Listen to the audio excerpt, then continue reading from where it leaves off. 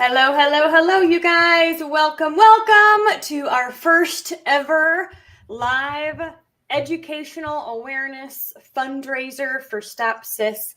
Stop SIS stands for Stop Suffering in Silence.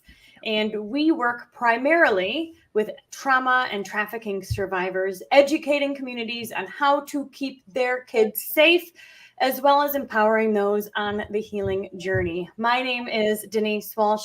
I'm a clinical psychologist and co-founder of Stop SIS. And then we also have Rachel Timothy. She is a trafficking survivor and is going to share a bit of her story here in just a minute. And so we're going to be hanging out with you and several other guests throughout the next few hours with the goal of raising $1,500 to support our upcoming retreat for survivors this April. So if you are interested in, in donating, let me see if I can do this right. You go to Venmo at Stop SIS, and then I can, there you go. That's how it goes. Hey, so look at you. Stop SIS is the Venmo to donate anything that you give. We are a 501c3, is tax deductible, and goes directly to supporting survivors on their healing journey. So before we dive into today's content, we'd love to hear from you. Where are you from? How did you hear about Stop SIS? And if you could like and share this live, we want to get this message out across the nation and beyond, because trafficking is happening here in our area. So, Rachel, what would you like to add before I share our screen? Yeah, and hey, don't we have a giveaway for those who do like and share? We do. Thank you for reminding me. Yeah. Okay, I'm going to show you guys this too. This is our website. Cool, huh? Yeah. Yes, so we have several giveaways that we're going to do every hour on the hour for anybody who has shared the live, commented, and liked. That again helps with all of the different algorithms. We've got several giveaways, including our collaboration book that we wrote with 10 survivors this past year. They had a chance to share their trauma and healing story in the collaboration book. It's super powerful. And then Rachel will be giving away one of her books, Open Blind Eyes. It is a deep dive into her story. And then I'll be giving away a Dream Life journal. So stick around, like, comment, share, and you'll be entered to win. And we'll do that every hour. Awesome. Yeah, I'm just super excited to get the chance to raise awareness on this stuff. You know, as we're going to talk about in a minute, it hits my heart directly because of the things I've been through in the past, and the women that I saw involved and being hurt. And, you know, people, when you don't know, you don't know. But once you do know, it's like, you want to do something. You want to make sure you're protecting your kids in all the ways that you can. You want to learn about all of the new ways that predators are after our children. You want to learn about what to teach your children on how to stay safe. You know, it's not stranger danger anymore as much as it is, you know, the people who are trying to create relationships and groom our children. And so just making sure people have the knowledge that they need so that we can end this evil as soon as possible. Absolutely. That's what this is all about. When you know that it's happening, and when your eyes are opened, you can't unsee it. And then you start to see things in your own neighborhood, in your own area, and you then have the power to keep kids safe. Alicia says she shared. Thank you so much, Alicia. Linda shared as well. Thank you, thank you, thank you. We really appreciate all of your support throughout today. And I want to say a big thank you to Barbara, who already donated. So we have $100 off on our goal. Thank you so much. Barbara started us off strong. Thank you. All right. So we're going to go ahead and start the slides and share just a bit about what trafficking is. And then Rachel's going to share some of her story. So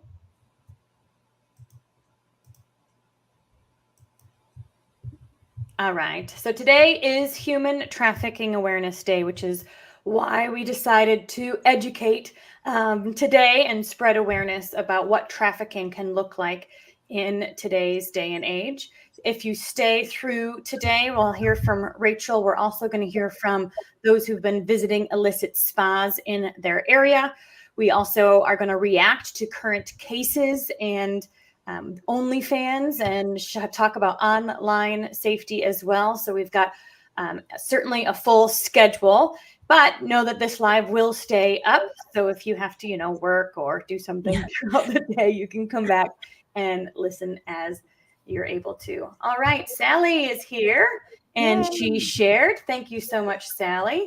And Bonnie shared as well. Thank you so much, Bonnie. We appreciate all the support. All right, Rachel, I'm going to let you take over as we talk about what human trafficking even is. Yeah. So, we picture human trafficking being something that is in the, you're transporting somebody from one country to another country or across borders, or, you have these images in your mind of the movie Taken, or even the new movie Sound of Freedom. And yes, that is human trafficking. Absolutely. But really, human trafficking is just the business of stealing freedom for profit. And it can be, labor, it can be sex trafficking. And that's mainly what we're going to focus on today. But anytime you are using somebody for your profit in a way that they are either tricked or defraud or physically forced, that's human trafficking. So when it's sex trafficking, of course, it's related to sexual things where a victim is tricked or coerced or manipulated or physically forced into doing the things that give somebody else profit, which we would call a pimp or the handler or the trafficker. The U.S. law, they define it like this. Human trafficking is the use of force, fraud, or coercion to compel a person into commercial sex acts or labor or services against his or her will. So I think what is super important is, guys, it's not just women in chains. It can be, it could be me. I was a kid. I was at school. I wasn't forced to stay at, in these brothels. I could go home at night. It could be the person next door whose husband is selling her online. Like, it literally could be anybody, and it could be anywhere. Here's some places. It could happen at school. It can happen in churches. It can happen on teams, clubs like Girl Scouts, Boy Scouts. It could be a neighbor. It could happen in somebody's own home. And in this day and age, it can happen right on your cell phone. As we're going to talk more and more, one of the things that I want parents to understand is your kid doesn't even have to be touched in order to be trafficked. There's ways that predators get to your kids online and have them share pictures that end up being sold. And that is a form of trafficking. It's no longer stranger danger. It's no longer, the guy in the creepy van who's trying to give your kid candy. It is, I think the stats, like 96% of them know the perpetrator. It's somebody that they have grown to love and that they've been groomed to want to please. One thing I want to add, and we're going to talk about this when we react to a current investigation and charges pending from a different teacher in Texas. I have a little video I'm going to play for Rachel, and we're going to talk about it. But oftentimes, you guys, the child believes they're in a relationship. And I think that's something that's hard to understand. They don't quite know often that it's abuse because they feel loved, or they have, the adult has manipulated their heart and mind in such a way that that's one reason why it can take a decade for someone to come forward, because they thought they were in love, or they thought this was what love was. And it wasn't until they were an adult and potentially had flashbacks or started realizing, like, wait a minute, what 30-year-old man would want a relationship with a 9-year-old? Those realizations start to come forward. And that's oftentimes why it can take a while for charges to actually be pressed, because it's not an attack. It's the grooming process that really makes the experience. It's not just a physical assault, right? They're taking ownership of the heart and mind too. Yeah, exactly. And I think, oftentimes kids will assume like abuse is painful. Well, and with the grooming process, it adds an element of feel good. Like they make you feel special. They make you feel noticed. They make you feel unique and loved and cared about. Sometimes the grooming process involves the adult giving the child gifts, taking them on special trips, things that the child doesn't want to lose. They don't want to lose the relationship. And so they know whatever ugly or whatever other stuff that the adult is having them do, at least they still have that neat bond that they feel like they feel special in. And so that's where grooming takes the fight out of the child.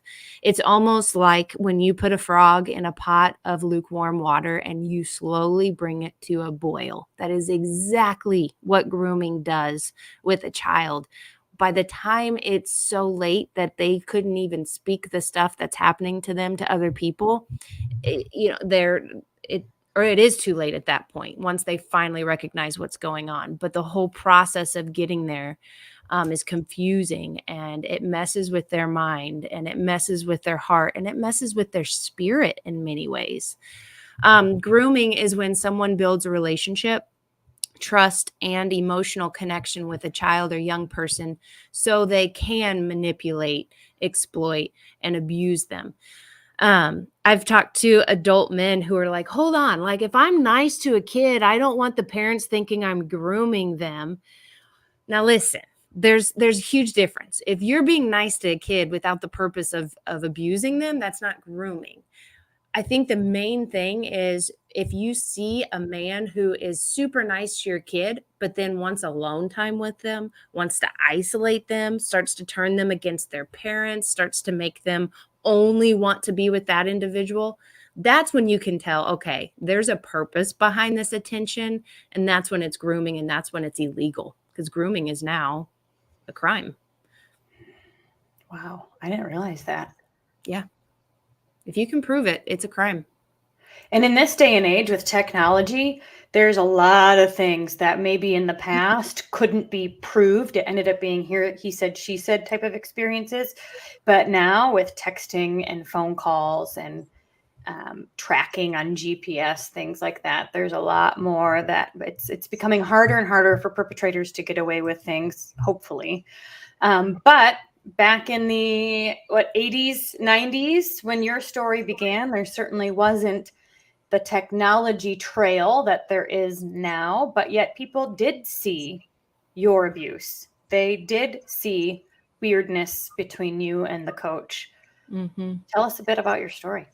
Yeah, so it was not the 80s, Denise. It was 1995 when it started. I was 9 years old, and I had moved to a new town with my family. And it was a very small town. And I remember being extremely excited about, the little village that we were living in, the fact that I could ride my bike almost anywhere, and I could go right across the street to church, and right in my backyard was my church. And right in my backyard was my school. It was a K-8 school. And so I could walk to school. I was just excited about that piece of it. And I was in the 4th grade. And I remember at the beginning of school being really focused on making new friends as this, new school, new friends, all of that. But it wasn't long into the school year where I remember I was walking to lunch one day with my class. We were in our single file line walking down the hallway, and I got called out of line by a man who I knew was the other 4th grade teacher. We had 2 in the school. And I also knew that he was the girls basketball coach for the 5th through 8th grade junior high team within the school. And he called me out of line, and I was very much a rule follower. I was a people pleaser. I was a very adventurous kid. I was a tomboy. I loved sports, all of those types of things. But like I said, I was a rule follower and a people pleaser. And so when he called me out of line, my first fear was that I had done something wrong. And I remember walking over to him, and he had a big smile on his face. And so I kind of figured, okay, maybe I didn't do anything wrong. And he just began to say how excited he was that we had moved to town. He had heard that my dad was the preacher at the local church now. He had heard that my brothers were good athletes. He had heard that my first cousin was a good athlete and a basketball player, and started talking to me about, would I be on his team and would I be as good as my cousin? And all of these things that immediately made me feel seen and heard and special. And I had no idea that this was the process of him taking ownership of my heart, or grooming me into wanting more and more of that special attention from him. I often say that grooming, like, yes, that was when it first, was face to face with me, but his grooming process started long before I ever entered that school building. He knew all about me. He knew where I came from and my family and my extended family and where I lived. But also, he had groomed the community. He had groomed the school, and had talked about, are we still good? I was just trying to make you bigger. I don't know how to do it. I'll keep playing around. But he had gotten everybody to see that he was this safe individual. He was an elder of a local church. He was, part of a Christian quartet, and, obviously a teacher and a coach. And so people just simply saw him as a trustworthy individual because of those titles. And I think, again, going back to, it's not stranger danger. It's not that creepy old man that sits in the corner of church and stares at people. Well, I mean, it could be, but it's typically the well-to-do or well-known, well-liked individual that you would never expect to be this type of person. And they do that on purpose. It's grooming everybody so that they can continue to act in abusing children. So for me, from after that initial interaction, he started to get me out of class. He would send students over to my classroom with a note, and I would go over to his classroom, and I would stand behind his desk while his kids watched a movie, and we would talk about basketball and my dreams and all the things that made me feel special. And eventually it led to him talking more about my body and how my body could get better for basketball, get stronger. And he would touch my muscles and rub different areas of my body to feel my muscles. I remember the first time in his classroom where he touched me inappropriately was right there behind his desk. And he had been talking about my back muscles, but his hand went up under my shirt and around on my chest. And I remember I immediately jumped in shock, and tears filled my eyes. And his response was like, whoa, why are you acting like a baby? That was an accident. I didn't mean to do that. And because of all of the grooming and how nice he had been to me and who I knew he was, I was like, oh my goodness, yes, it was an accident. Like, I know he didn't mean to do that. But from there, he started talking to me about keeping us a secret and to make sure that people don't know, because if they do know about our special relationship, he would lose his job and he would lose his wife. And eventually, when he had a son, he would lose him. And I didn't want to hurt him. And so I was willing to keep us a secret, and I didn't see any reason why it was that big of a deal at that point. As time went on, he convinced me at one point to take home one of his yearbooks he had brought to school one time. It had a picture of him when he was about my age. And I remember he had showed me the picture, and he had asked me if I thought he was cute. He asked me if we were the same age, would I be his girlfriend? And I remember that it seemed like at that point we really did become like a boyfriend-girlfriend relationship. And it's interesting because if you were to ask my classmates, many of them would say, yeah, we knew that you guys were boyfriend-girlfriend because of the amount of time I was with him and how he interacted with me. So it wasn't hidden. With that yearbook, he had me take it home, and I only lived a couple houses down from him. So he mentioned, why don't you ask your mom if you can bring that book to me on Saturday, like return it to me and see if she'll let you come over. And so I asked my mom, hey, can I go return this book to my teacher? And she said, sure. And so I walked over there one Saturday, and Um, ended up like the first time I was at his house, it was fine, I guess, like he gave me a tour of the house and he got me a snack and he showed me his music room and he was really kind and in my eyes he was flirtatious, but he also, this became something that we started to do on a more regular basis. And I couldn't even tell you how often or when or whatever, but looking back, I remember being over at his house. I remember trying to manipulate my parents so that I could get over there, lying about where I was, going on bike rides, but instead stopping at his house. And it just escalated. It went to him taking pictures of me without clothes on. It went to videos and him teaching me what making love was and him telling me, like the Bible says the two become one. And so you now belong to me. And him using my faith, my dad's a preacher. I was brought up in the church, him using that to manipulate me even further and to keep me quiet. And eventually, when it really started to get ugly and dark, I began to dissociate. And from that, I was able to escape the pain in the moment of being abused, being sold to other men. Like he would have either people come over to his house, or as I got older, I was taken to a different place within the town. But I would dissociate. I would go somewhere in my mind where I wouldn't have to feel that pain in that moment. I didn't know that's what I was doing, but I realize now that it was the gift from God that made it to where I probably was able to stay sane. But I also walked around most of the time with a smile on my face, like everything was fine, until later on, about my 6th, 7th grade year, the pain really started to set in. And because of the dissociation, I didn't even really know why. I didn't know what it was from. I couldn't put the pieces together. I mean, I knew about my relationship with him, but the really dark things that had been happening, I had put somewhere in my mind where it wasn't accessible to me. And so when people, if they would have asked me like, hey, is somebody hurting you? At that point, especially my 6th grade year, I would have said no, because I didn't have full, and that's the thing about kids, guys, like they're not going to have all of the information to be able to share with you. A lot of times the way that they express the pain that they're going through is through things like self-harm, which I started to do in 6th grade, isolation, a change in behavior, a change in who they hang around, a change in the way that they dress and how they act. There's signs in our children that can point to abuse, and they're not going to be able to say, hey, mom, hey, dad, this is what's going on, oftentimes because it's so confusing, and oftentimes because of the grooming process. I know we're running out of time here, aren't we? If you guys have continued questions about Rachel's story, post them in the comments. We'll be answering questions throughout, and we'll end with a Q&A.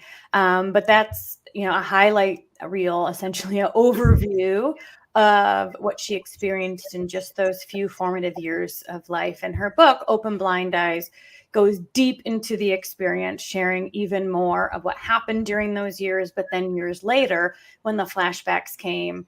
And your body keeps the score. So even though when she was a kid, she couldn't fight back, she didn't know how to tell someone in so many words, her body knew. And at some point her body released and she was able to remember. And so if you are a trauma survivor and you have ever experienced that too, or maybe a flood of flashbacks, or maybe nightmares and flashbacks coming in bits and pieces, we talk a lot about this kind of thing within our programs, because when you're going through it, my guess is you think that you're the only one. And so, Rachel, how has understanding how trauma impacts your body and brain helped you on your healing journey? It's put words to the things that I was already feeling. And I think it's Brené Brown who talks about the power of words. And when you can feel like you're not the only one, and that there's a reason for why you feel the way that you do, why you're having these flashbacks. Like when I was a kid, I didn't know what a flashback was. But when you start to learn why your body responds the way it does, it kind of gives you your voice, but it gives you a little bit of power back too. And it helps in that healing journey. Absolutely. Thank you, Ashley. Ashley says, I'm so sorry that you experienced this. And yeah, Rachel, one of the powerful things about Rachel's story is not just the story of the horrific experiences she had as a child, but also the strength and courage she has as an adult, because her healing journey is just as cool. So it's just as powerful. I don't know if cool is. I know it's really hard to describe these things. We also have a podcast on YouTube where she dives deep into her story and the healing journey. We've been doing that for over a year now, so there's lots of different episodes. You can go binge listen at some point. But Rachel, thank you for sharing. We are going to do our first giveaway. Remember, this is Human Trafficking Awareness Day. I am a clinical psychologist. Rachel is a trafficking survivor, and as co-founders of Stop Suffering in Silence, we educate on all things trauma and trafficking related and empower those on the healing journey through our programs. And so our first giveaway is going to be our collaboration book, When We Speak, Chains Break. We had the opportunity of interviewing. Oh, that's not true. We did interview them on the podcast afterwards, but we invited them to share their story in a chapter. And so we supported them while they wrote their experience. Some focused on the trauma itself, some focused on the healing journey. But this is a really meaningful and valuable collection of stories. So what I'd like you to do, if you have not yet, share this live, like and comment. Let us know that you've shared it. And we are going to go ahead and draw a name from those who have shared already. And we have Bonnie Rosato. Bonnie, you have won the first book. So congratulations. We will reach out to you on Facebook and get your address and get that shipped out to you. So I'm going to mute Rachel because my dogs are barking. But what I'd like you to do is introduce our next section. Woohoo. I can't wait. Yeah. And I do want to say, for those of you who are like, oh man, I want to write my story and there's people need to hear what I have been through. That's what our survivors were saying too. And that is one of our programs that we do with Stop Suffering in Silence. We plan to do another book this next year. So if you are interested in being a part of the next book and writing your story in a chapter, please reach out because that's going to be probably coming up mid-year. I do want to add before you move on to the next section is thank you so much to Janine. We have another donation. Thank you, Janine. We appreciate your support, and all of the funds raised through today are going to help us create a really magical event for our survivors at our upcoming retreat in April. Awesome. Thank you. Yeah, so I'm super excited about this next piece. We're going to have a guest come on to explain this piece of Stop Suffering in Silence that they have started in their own town. We are calling the ministry Bringing Hope, and you will learn why really soon. Rose, unfortunately, she's getting a root canal right now. So yeah, say a prayer for her. But I want to introduce you guys to Jackie Wellwood. We haven't known her that long. It's only been a couple months, but I feel like I've known you forever. Thank you for being here, Jackie. Good morning. Good morning. Yeah. So tell us a little, Denise, you're better at this than I am, the interviewing process, but I can't wait to hear what all you have to share. Well, what I want to do first is show some pictures, and then Jackie will kind of get into the nitty gritty on how bringing hope to those who are currently being trafficked in strip malls around the country. So one thing we found is after our events, we speak and Rachel shares her story and we talk a bit about the healing journey, and people will say, well, what can I do? Like, how can I help? And so Jackie and Rose started a ministry like to answer that call. They wanted to help too. And so what they have started is going into illicit spas all around their town consistently enough to create relationships with the ladies who live there. You heard me right. They live there, and we'll tell you a bit more about how it all works. But I want to share some pictures with you because... Yeah. Well, and my hope was Jackie could explain a bit of what's going on in each picture. Okay, well, right. Well, then we'll let Jackie start. So, Jackie, why don't you start with how Bringing Hope got started, and tell us where, like, I guess where this ministry was birthed. Well, Bringing Hope is all about God, and it really started with Rose. I've known Rose for years. We're friends. My oldest daughter married her brother, so I guess we're related. But we both independently read Rachel's book, Open Blind Eyes. I read it reluctantly. I was trying to understand something. I read it in an entire weekend, and I was horrified. I didn't really understand at all. I thought I did, but I didn't. And then Rose had a similar experience, only I would say more powerful. She had read it prior to me, and she wanted to go find out what she could do to help. And I didn't know about this until I spoke with her in May of 23. But she was on a mission trip and decided 8 hours from where we live, she decided to go visit some illicit spas, which we've come to call brothels. And she took some girls with her and just visited with some gifts. That took incredible courage. And she said she didn't know what to expect. And she figured if she did it there 8 hours from home, they probably wouldn't follow her home. So it was definitely a call from God. And then I found out she shared this with several people and tried to get support to have women come with her. And everyone was telling her, no, don't go. It's not safe. The police should take care of it. If it was a good idea, somebody would have already done it. No, that's a red flag. Sometimes we're the ones to do it. So in May, this is such a God moment. We don't attend the same church, but it's in the same town that I attend church. And for unknown reasons, that day I felt that I was just going to stop by. And there's 500 people there. I don't always see her. And there she was. And I walked up to her and I told her about something I was going to do, cold calling, just blindly going in and not knowing what to expect. And all excited, she said to me, well, I'm going to start visiting the spas. And I knew about them. I had been in a prayer group 10 years before, praying for a safe house for the area we live in. And I didn't even think before I said yes. I probably should have thought, but it was fine because I knew it was a God thing. So we actually, with some knowledge, made our first visit in June of 2023. And that picture you put up there was our women meeting at a food bank in town. We put together whatever our gift is, and then we go out and visit the spas, and then we come back and kind of have a talk afterwards. So that's the foundation. You're muted. Can you explain what an illicit spot is, how someone could like notice that it's in their area, how the girls get there, and then I'll take us through some of the pictures of the experience that we can hear.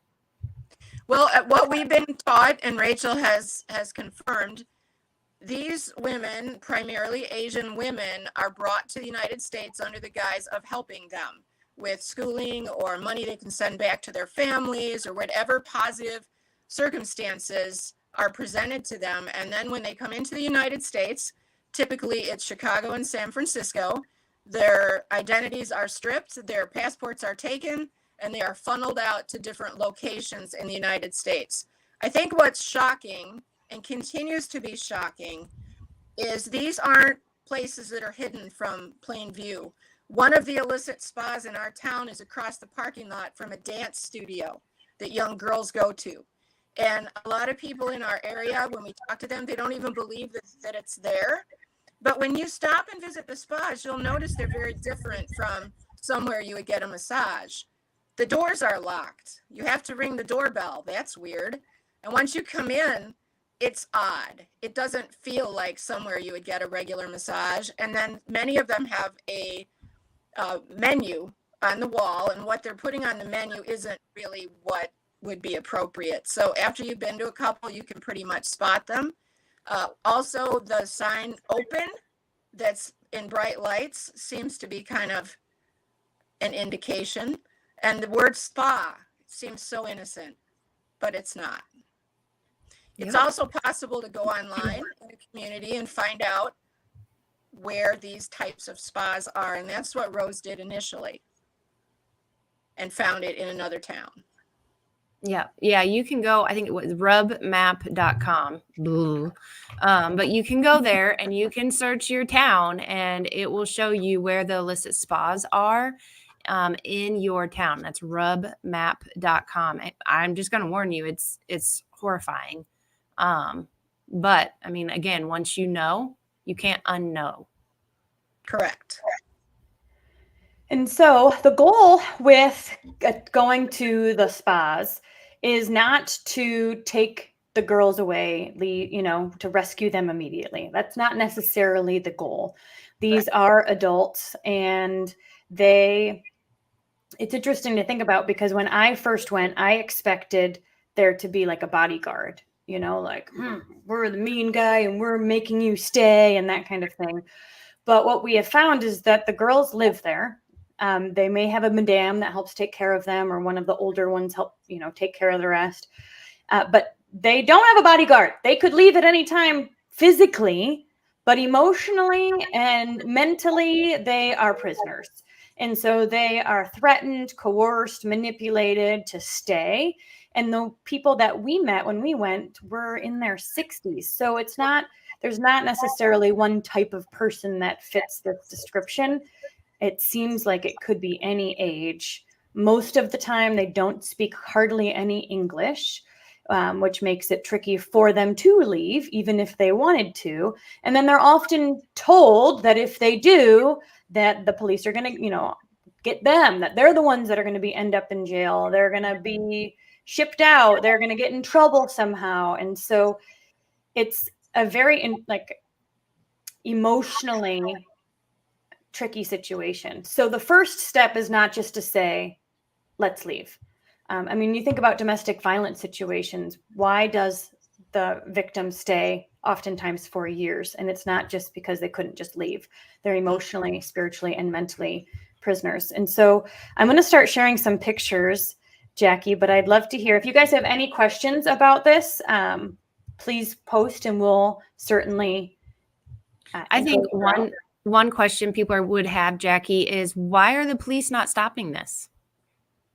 Well, it's a very complicated situation, and basically there's government structure in place that makes it difficult for them to stop it. On our list of spas, we had 8, and there was actually a 9th that we didn't pick up online, and it turns out that spa was closed down by the police. But Rose and another person from our group actually attended the hearing, and very frustrating, they said, because basically you could see that they're going to set up shop again after a period of time passes. And that partly is due to government structure, but it doesn't mean that the police aren't doing anything. And we're pretty excited. One of our 2 focal points right now, we have a person in law enforcement that we're going to sit down with who is in charge of this type of thing. But the support for this work isn't what it could be because the department is so focused on the drug problem. So we're pretty excited to see if there's a way we can help, but it also is an opportunity for us to understand better from the police point of view why these continue.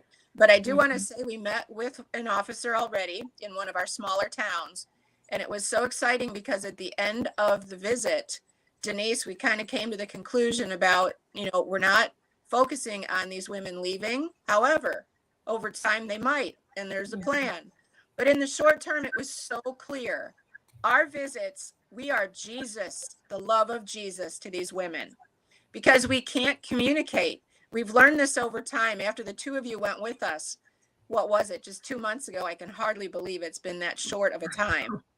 We discovered, because 2 of us went alone to all of them in December, that the women are groomed to please people, and they're afraid to not please people. And when the 2 of us were there listening and watching, what we discovered was they're smiling and they're nice to please us, and they do not understand what we're saying. So we're super, super excited about next week, Rachel. We have found someone that speaks Chinese and understands trafficking. So we're going back to these spas with the ability to communicate. But then at the same time, we're excited about spending a little more time with law enforcement to understand how we really can make a difference. Yes, we're showing the love of Jesus, but ultimately we're not trying to just make them happy for a minute. while they're in these dire circumstances. So all of this stuff didn't start at the beginning. People that are listening might be like, wow, this is way bigger than life. Well, it started small, and each month it grows. And I really believe God's favor is on this because the answers are coming quickly and the fear is gone. There's always fear at the beginning of this. Every woman that has joined us, the first visit, is afraid because she's not sure what's going to happen next. And about a visit or two, like, we have really connected. These ladies recognize us, know us when we come in, and they're excited to see what we brought this week. Our second time we visited, we brought bouquets of flowers. I'll tell you, ladies, that just made their day. And I want to say too that whenever you, like, if we were to go into these spas and physically force these women to leave, they would end up right back in a spa again, because emotionally they're still that prisoner. So that's why we need to be able to go in there and bring them hope, hence the name, so that they can get strong enough themselves to walk out that door and start a life that they deserve. Mm-hmm.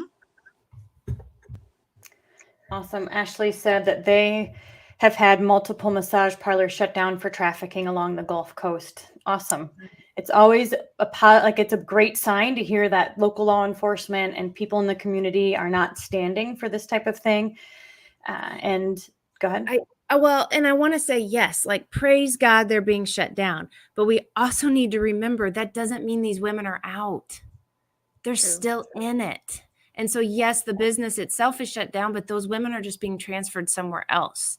So as much as possible, this getting in there and loving on them, it's huge.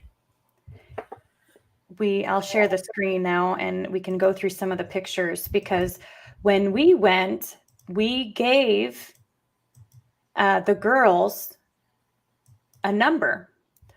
And it was fascinating to see that they asked us questions. Who is this number for? Can I actually call them? And the thought is that when you're building up their inner strength, offering them hope, showing them that they're loved, eventually they may have the courage to call that number, which is why partnering with the local church that speaks Chinese or Korean is actually a really great next step for them, so they can get the help that they really need. So, all right, Jackie, Rachel, what is this picture? Go ahead, Jackie. We are outside. I can't remember which. I don't think this was the first one that we visited, but it was the first one. Okay. Mm-hmm. The smile on our faces was just evidencing the connection we felt with the girls. And for us, that's Abby and I. The boldness of Rachel was something that we had never experienced. We were kind of holding back, and the visits with you, like, especially when you hugged the girls, like the love and how their bodies responded to the hug. Yes. Amazing. Yes. Part of these things you'll never really know till you get going. But so a couple things I want you to notice. This is just in a normal, like, office plaza, it looks like. You can see the neon signs. I don't know if you can see my screen. Neon signs over here with the massage parlor right there. And this is our gift. So we just come in bearing gifts. We walk in. This is a different spa, a separate one. This one's in a strip mall. This was in a strip mall, and this one is the one that had the doorbell. Rachel, can you share the story about the wife who found out about this place? Sure can. So this particular spa is literally connected to the Safe House Ministries office building. And so I was somewhat a part of that and would be in that office building often. And I would see men going in this next side, and I would hear the showers turning on, because the men always have to shower before they get their so-called happy ending. And it was just beyond disturbing. But this is my first time actually ringing the doorbell. But at this particular spot, there was a man who had been going often, I guess, regularly, I should say. And one time something with one of their vehicles was messed up. So he asked his wife to take him for his quote unquote massage. So she rides with him. He drives to the parking lot, and then he gets out and says, hey, come back in an hour when my massage is done. No worries. She goes to get in the driver's side and leave. And then she realizes, oh, shoot, he took the key fob with him. I need to go get that so I can leave. Well, she goes in and realizes she has to ring a doorbell, which she does. And somebody just cracks, one of those women just cracked the door open a little bit. And she sees enough to see what he's doing on the inside. And she busts that door open and finds out for the first time that her husband was paying for sex at this spa. And of course, I don't think their marriage ended happily, but I'm sorry, is this inappropriate? But the balls of him to take his wife, even like it becomes so normalized to some people. You guys, we're talking doctors and lawyers and just regular old men go into these places as part of their routine. So I found this location online and left a really bad review. So that was how I still up. Call it a really good review. Yeah, I left a really I said the truth. So Yes. This was the one that I went to. I think I went into 2 or 3 with you. This was my first experience going in. And Jackie, you're right. Rachel's boldness is, oh wait, they're not in order. Let me find it. Here we go. So Rachel opens the door and just says, hey, we have a gift for you. Can I pray for you? And so you can see just look at that emotion. Rachel, why don't you share what that hug and what that prayer was like? Because it surprised you as well. Yeah, it did. She did speak a decent amount of English. We were able to have conversations afterwards, but as maybe you can tell, I am praying in her ear during this hug. And at first it was fairly normal, like a normal hug. But when I mentioned the name Jesus, and when I told her that I have been inside and had to experience the things that she's experienced in these type of places, and that I've gotten out and I've gotten healing, and that it's all because of Jesus, and that Jesus loves her and that she doesn't deserve this. Guys, this was her response. And so you can see that she needs that hope. But yeah, like almost all of the women at first, when I would hug them, it was a stiff hug, like kind of just patting me real stiff until I started praying. And then like their body almost went limp and they just relaxed and they took some deep breaths. And I was just amazed at the difference that praying with them did to their soul. Now, one thing that was pretty cool about this experience or this specific spa is when Jackie and her team goes consistently, they take notes. And so that way, if there's somebody else that's coming, or, you start to learn the ladies' names and you can say hi. And I think that's all really important to elevate the connection that you have. And so the girl, it was me, Rachel, and a third person, and she had gone several times before. And so I think this lady's name is what is her name? May, something like that. Do you remember? Oh, this is Moon. Moon. Okay. So when Moon opened the door, she recognized the third lady that we were with. And we have a gift, and she immediately was fairly warm. This was one, you can even see it in the picture. Rachel has the phone number in her hand. And after the hug, starts saying, hey, we have a phone number in case you ever want to change, if you ever want to leave. And she asked us about that number several times. Mm-hmm. Yeah, she did. Important about that number is that there are people speaking their language on the other side of that number. And I think that's critical. It's almost like I liken it to an ambulance call. I was on a rural ambulance department for 8 years. You don't solve all the problems at the immediate first visit. They might need to be breathing, or their heart might need to be started. You get them to the hospital and then they do some other things. If these women are trying to get out of that place that they're in, they need somebody that can communicate with them. And so that number is really, really helpful. It's set up to be able to help them in that moment. Agreed. As a clinician, one of the main things we would do with a domestic violence victim survivor is to support them in creating a safety plan to get out. because again, you don't just like leave and go, now what? You really want to have that plan in place. And so for Moon to have the ability to call someone who speaks her language to support her in creating that plan, again, is priceless. Because like Rachel said, if we were just to pick her up and move her out, she would have nowhere to go, not speaking the language, and be emotionally still trapped, and would most likely come right back. And I want to explain too, like, I have shared this on my on Stop SIS social media, and I had some people say, how dare you show her face? I'm going to show her face because I want people to know who Moon is. And I also, it's not dangerous for her. I want people to understand this. These traffickers, these people owning these spas, they could care less about us. We've not impacted their business in one way, shape, or form as of right now. We are loving on them. And I mean, it just doesn't impact them at this point. They don't see it as a threat, I guess is my point. So I'm going to show her face. And I want people to pray for her and Maya, who's also on the inside of this particular spa, and all the others. Another surprise I was expecting, and again, if you guys had preconceived notions about some of this stuff, put those in the chat. We'd love to hear what your initial thoughts would be. But I was surprised that she was in her 60s. Again, I'm expecting teenagers or 20-some little teeny boppers wearing tiny clothes. That was at some of them. That was at some. But again, you're just like, how is this desirable for a man? Like, I don't quite understand how any of this works.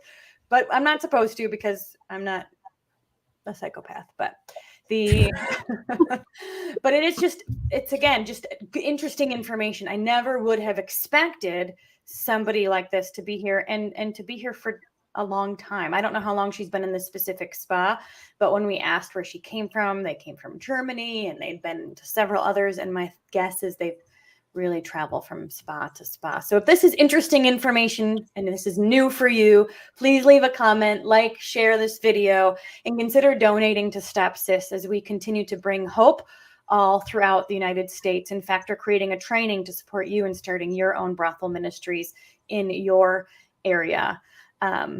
We have another cool story. This one. Who wants to share about this one? Jackie, you can start. Well, I'll say that initially the thought of confronting a man going in or out of the spa wasn't really on our radar, but very soon we decided that we would. We just had never had the opportunity. And I just want to say as an aside right now, we have a group of men who want to pray for men going in and out of these spas, but we're challenged with leadership and fear. It's something we're going to have to develop. But so if there aren't customers, this whole situation won't exist. And Right. Unfortunately, what the statistics show, a lot of these customers are married men who think that the women are there by choice. So while we are loving on these women, we also have a whole nother demographic that we need to address, and that's educating these men. So as the Lord would have it, the first experience we have with a man coming out of the spa is when Rachel is standing right there. So you take it over from here, Rachel. So, yeah, listen, when we talked about at breakfast before we did these little rounds with the spas, I said to everybody, if I see a man who is just paid for one of these women, I will throat punch him. Like, that was my flesh. That was what because, I just couldn't stomach it. So here we are. We had just been in this particular spa. We had prayed with some of the women inside, and out walks this man and the lady that he had been with. And God took over, and thank God he did, because I did not throat punch him. I asked him, I said, can I pray for you? And he looked at me and he said, no, I don't need your prayers. And I said, okay. And then he kept walking. And then I said it again. Can I please pray for you? And he said, no. And he continued to walk out. And I followed him. Now, that white van that you see there is his. I followed him and I stopped right there as he was getting in his car or his van. I stopped right there and I closed my eyes and I started praying out loud for him, for his soul, for his eyes to be opened, for this evil to stop. I just started speaking this out loud. when I opened my eyes, that's how close he was to me. I had no idea he had gotten back out of his van and was standing that close to me. And I was shocked, but immediately he said, "Amen and thank you." And he went on to try to say, I know what goes on inside this spa, but I wasn't there for that reason. I have some pain in my back, and I was there to get my back rubbed. I don't believe it for a second. But he then felt the need to go on to tell me that his dad is a preacher, that he has his Bible inside his van and he takes it with him everywhere. And that, he doesn't agree with the things that go on inside this spa. And I said, great, then help us stop what's going on, because these women are victims of trafficking and they don't want to be here. This is slavery. And he's like, yeah, I know. It's awful. We need to stop it. And I said, then don't come back and spread the word. Help us in this. And so it ended great. Could not have ended any better. God's hand of protection was all over it. And his words that he gave me was perfect for the situation. And I hope this man will think twice about ever going back. Bonnie says, "You are amazing and so brave." And I completely agree. We were snapping pictures, to be honest, because we didn't know what was happening. We just knew, Rachel's talking to a guy. And we're like, is this person safe? What's going on? So we start taking pictures of the license plate and go around and make sure there's no loud scuffling or whatever. And so anyway, it ended up being a beautiful moment and a reminder that the men need prayer too. Now, we had a lively discussion in our van about this, and we were thinking, where is this really coming from? If they're solid, stable marriages, is it the family unit that this is stemming from? And maybe if we were to support, or if there were to be stronger marriages, then men wouldn't need to do this, that kind of thing. And I was quickly reminded by another friend in the car. She said, no, this is sex addiction. This is not the wife's fault. This is not the fault of the marriage. She said, I have friends who have great marriages and the husband still attends places like this. And I think that's the root of it's an addiction. And there's a lot of fetishes and there's a lot of warped brains, minds, hearts. But the men need prayer too. Mm-hmm. Yep. Yeah, they need to know this is not the woman's choice. That yes. This is trafficking. Jim is here. Thank you, Jim. He is shared our live, and we appreciate that. Ruth Ann says, I'm seeing a lot of similarities to your ministering to both women on the inside and the men as they're entering to the sidewalk counseling. That what happens. Oh, yeah. Yeah. Good point. But I think you're right. I think the thought is it's a choice. And what kind of choice do you really have if you don't have a choice? So Alicia shares, I did a trip like this in Thailand and visited the red light district. These ladies are often sold by their families or have to provide income for their families. They won't ever leave, even if they want to, unless they have a way to pay back the debt or provide income to their families back home. Yeah, that's one thing that I've learned too, is oftentimes these traffickers will tell them that in order to receive their visa, that they owe them, massive amounts of money, like $50,000. And so these women feel like they're having to pay that debt back, or that the money is going home to their families. But in reality, we all know that's just not the case. Yeah. We've got a few more pictures to show, Jackie, that just give you an insider scoop look into what the spas look like. So to be honest, they're not very spa-like, if you can tell. I mean, they're kind of grungy looking. And then you'll see some things on the menu that are different than a spa I would attend. So Jackie, why don't you tell us a little bit about what you notice when you go into a spa? Well, it's kind of stark at the beginning when you come in. There's not much furniture. It's not really that clean. And then the menu is very short. And when you start seeing things like 4 hands on the menu, That obviously isn't a normal massage. And you'll also find that the pricing for the massages are not based on the type of massage, like deep tissue or shiatsu or whatever you might be used to. It's based on how long. And prices are not really that high for comparing to a regular massage. So it's pretty red flag when you look at the menu and you see all that. And there is, like I said, not much when you enter. We did really laugh last month because there was a big sign in this one that said that you had to have a mask on when you entered. We thought that was hilarious. Like, really? Mask protecting you from what? Okay. And it didn't make sense. Yeah. I noticed table shower on there too. Ugh. Yeah. Seriously?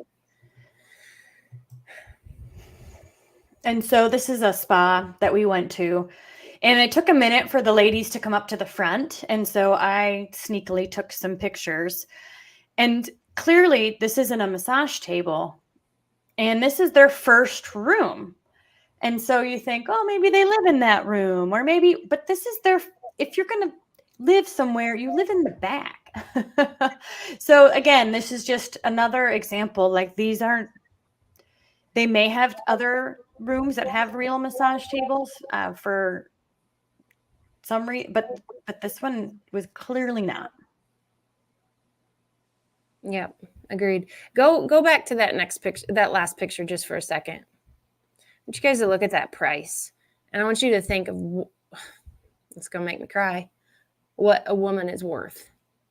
You know, like $70. A woman's worth $70 for an hour. That, I mean, it's awful that our country is gotten to this level of monetizing a woman's soul like that, because that's what it is. It's demons. It's evil. It's so wrong. Sorry. I just wanted to share that. I thought that I had seen where statistically women are sold for $90 an hour at this point, but not these women. They're only 70. And these are not hidden from view. They really are in strip malls all over the place in what I would call a very decent city. It's not a bad area or anything, and people walk by it all the time. There's all sorts of businesses you would frequent right next door to these locations, which it's blatant. It's there, it's accepted as normal, and it still bothers me deeply. We have clients, once we learned about this, they started visiting and like going into these spas and just saying, hey, can I see what you do? And trying to figure it out. And you will start to notice the neon sign, the 1 or 2 word title and name of the business. And if you just decide to go in, you'll notice these things. And I think if you do see that you have some of these illicit spas in your area, reach out to stopsis@protonmail.com. We are creating a training to help you make easily love on these girls and bring them hope. Because at the end of the day, that's, if we can, what's the word? Triggering, implanting. If we can spark, that's the word. If we can spark Jesus in their heart, then the how will show up for them, and we can trust that too. So, Jackie, what other cool stories do you have from your time visiting the illicit spas in your area? Well, I went with one of the girls, just the two of us, in December after we had gone with you, to more observe what was going on. And it was another God moment where at the event in November, which I will say, we weren't sure what the turnout would be. And we are a very small town where we had it, 1,400 people. 250 people showed up to hear the program. And we actually have some bags for the girls for next week that were made by somebody that was there that night and just wanted to help. And so just the speed at which people are getting involved and wanting to help is so exciting. So there was a woman there that night who wanted to pray, just prayer walk all of the spas. So we gave them a list, and it was amazing to me. My friend and I stopped at a spa, and I noticed this lady, didn't think anything of it. We went to the next spa, and there she was.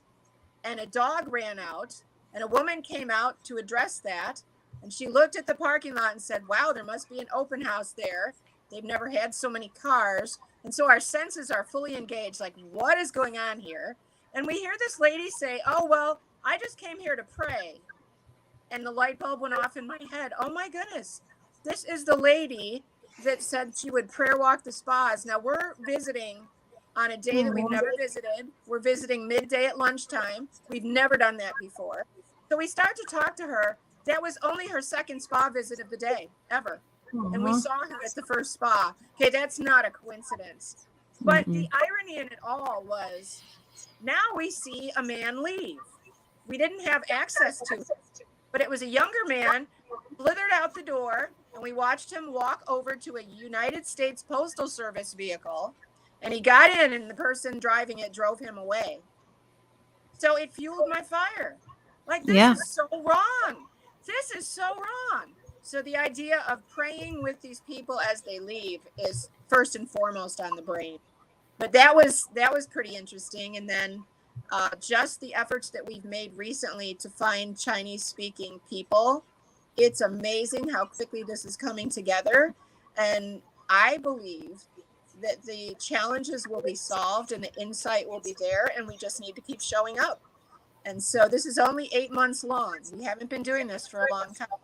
We haven't even done the research we want to do. We just followed what we felt God was leading us to do, and we showed up.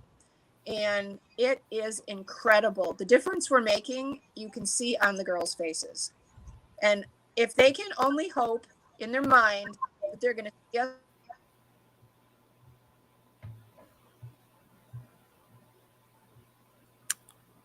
Oh, shoot. She froze a minute. So we'll answer this question from Roseanne Summers. She said, I'm curious, what do you all put in the gift bags that you give the ladies?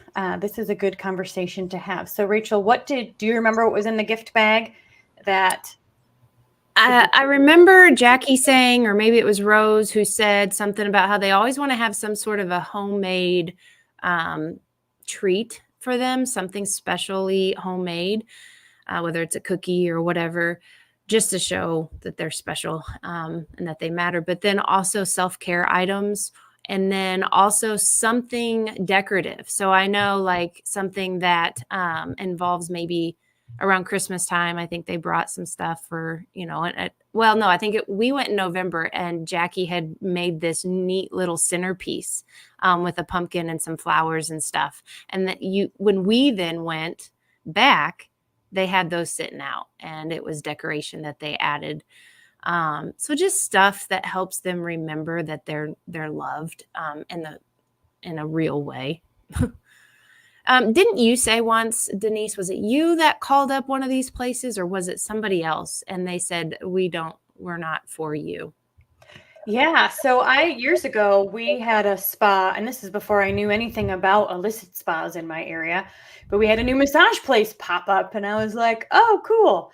And I walked in, and it was kind of dungy looking, and some people were on their phones. Nobody really said hi. And then they basically didn't help me at all. But I think our friend Allison said that too. When she started looking in, she went into one and they said, no, not for you. Yeah. But I went back to that location after hearing about what this is all about, and they're gone. And so then I used Rub Maps to see where they are in my area. And it's surprising and not surprising to see where they are. For me, they're in a lot of areas of my town that I would suspect that they would be in kind of the dungier, the not as good areas. Not for mine. Mine are right. I have one that's right in between Dollar Tree and Lowe's in like our main area. Yeah. Yeah. Did we lose Jackie? She just texted me. So you take on so I can text her back. I will. One of the things that once I figured out that we can go in there and we can do this with these women, I became like, okay, like antsy about getting back in there. One of the things Jackie and Rose have taught me though, is they reminded me the importance of, we do need to be able to have somebody who speaks their language. At least like there's some things that you can, verbalize in non-verbal ways like love and prayer and things like that. But in one of the spa visits that I got to go into, I was saying to the lady, and I was even trying to say it into Google Translate, can I pray for you? And I realized pretty quickly that she thought I was saying, can I pay for you? And it broke my heart. And so like being able to speak their language so that they know why we're there is so important. Now, eventually she understood, but it took a little bit. Like I kept saying, no, pray for you. And she's like, how long you want? And again, it also makes you think how many women are coming in here? Like, is this normal? But it was disturbing. And I do think it's important that, you know, you do get some people in that do speak the language to help them understand better why we're there. Yeah, absolutely. So a couple things to add in the bag: self-care items, homemade items, journal, a number that they can call. Oh, and a tract. They put Yes. a tract in there that is in their language about Jesus. Yeah. If you are interested in learning more about this ministry and getting that hands on that training once it's fully created, email stopsis@protonmail.com and then consider making a donation to StopSis to support the ministry as we continue to grow. And just again, going back to the point of these traffickers do not see us as a threat. And, you know, we mentioned how they're not there. Guys, there are cameras. I mean, they see us going there and handing the bags to these women. They know that we're giving gifts to these women. And Jackie and Rose have been doing it for 8 months, and there's not been one unsafe situation. They could care less. Yeah. Thank you, NYJ, who shared the live stream. For those of you who don't know, we are doing another giveaway in about 15 minutes.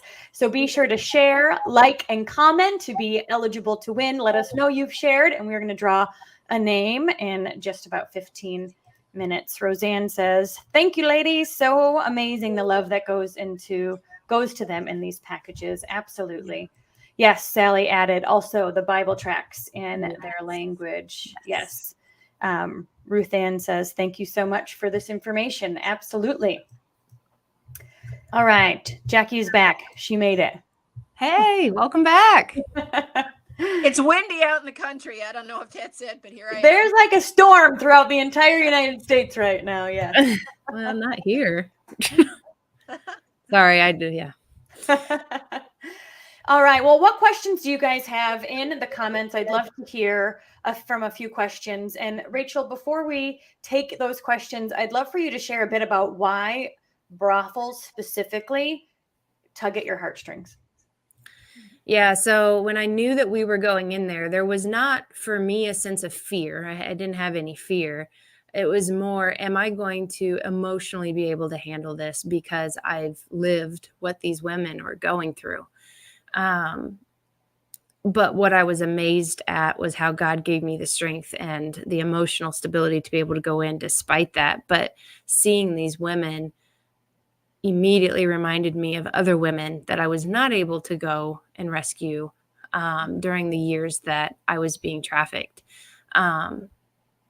You know, the statistic is 1% to 2% of trafficking victims get out alive. That's it. And to know that so many of those women that I saw there, you know, I am free now and I am healing and I'm on a podcast. I'm on a live stream.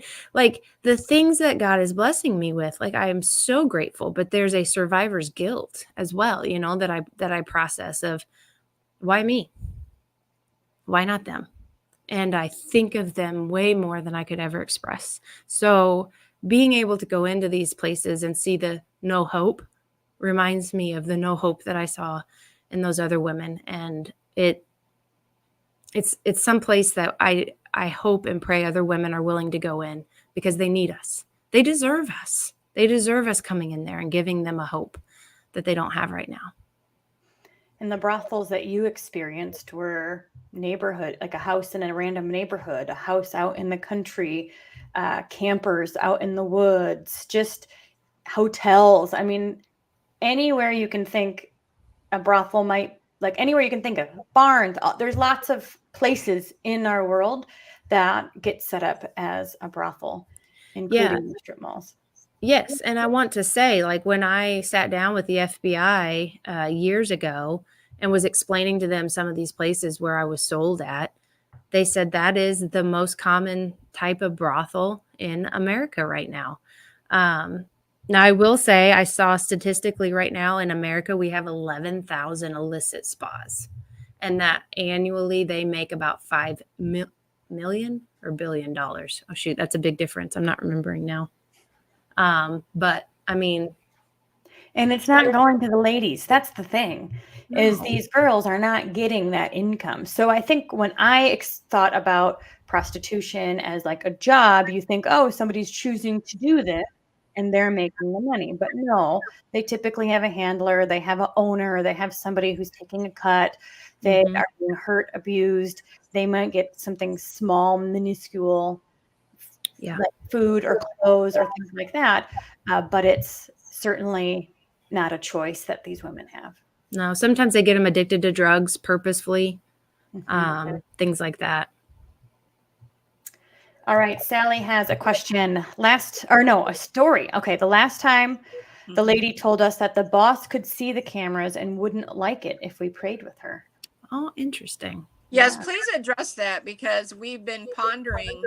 Again, it's like the ambulance call is the prayer after they've left, or when we've got the language or something, because again, we don't want to put them in any kind of position that is favorable, and we had no idea that this was even possible. So Rachel, you've been there once. What do you think about that? Well, first of all, it makes me excited that the boss understands the power of prayer. That's good. But at the same time, we don't want to put the women at risk. I would write the prayer down and I would have it in the bag, and I would have it in their language through Google Translate, and I would have it in their bag for them. Okay. You always have great answers, Rachel. Well, I don't know where they come from. Thank you, God. Ruth Ann is asking, can you give us a link to Jackie's ministry? As of right now, unless Jackie, there's something that you guys have set up I don't know about, we are going to add them to the Stop SIS website in the next few months. So email stopsis@protonmail.com and we will put you on our list to be first to get the training once it's out. We're also going to create a community Facebook group, so that way those who are planning to go out and give gifts and love on these ladies can connect, share their stories within the community Facebook group. So email us and we'll put you on the list to be a part of that once it gets started. And then also be sure to like and follow our podcast, because once this page is live and the training is done, we will be emailing out and we'll be posting it on our social medias, as well as sharing more on the podcast. So this is step one, and you'll be the first to know when it's finished. Yeah, and our hope is to be able to financially provide some things that, if travel expenses, whatever they need, if we're going to places, Jackie has mentioned, hey, I'm ready to go to Nashville right now and start working on those spas, and Sally mentioned that too.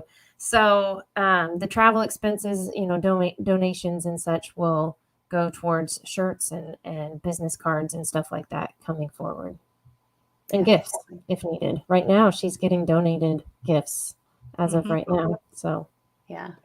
Thank you so much. If anybody wanted to help us directly, they could just go through SIS and we could get the email forwarded or whatever. But I think that'd be the best. And we're expanding to another bigger city with more troubles. We're going to visit, Rose and I, and assess the situation, because we have so many people wanting to help.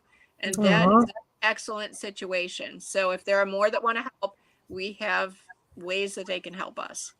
Well, and we just did a call right before this with a lady in Omaha who wants to kind of be the ringleader with taking, going to the spas in her area and bringing those ladies gifts and showing love. And so you're spreading to Nebraska, Jackie.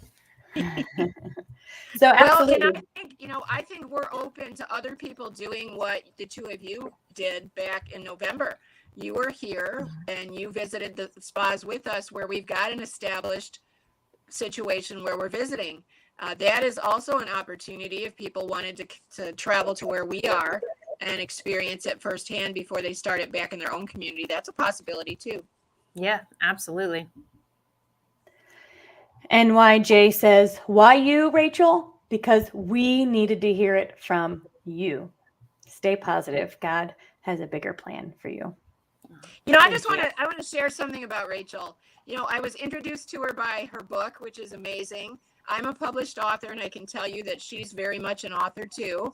And then when I met her in person, that was such a blessing. But I will tell you, there's a lot of women that have been through much less than what Rachel's been through and haven't really been, been able to be productive after that. They're healing and doing the best they can.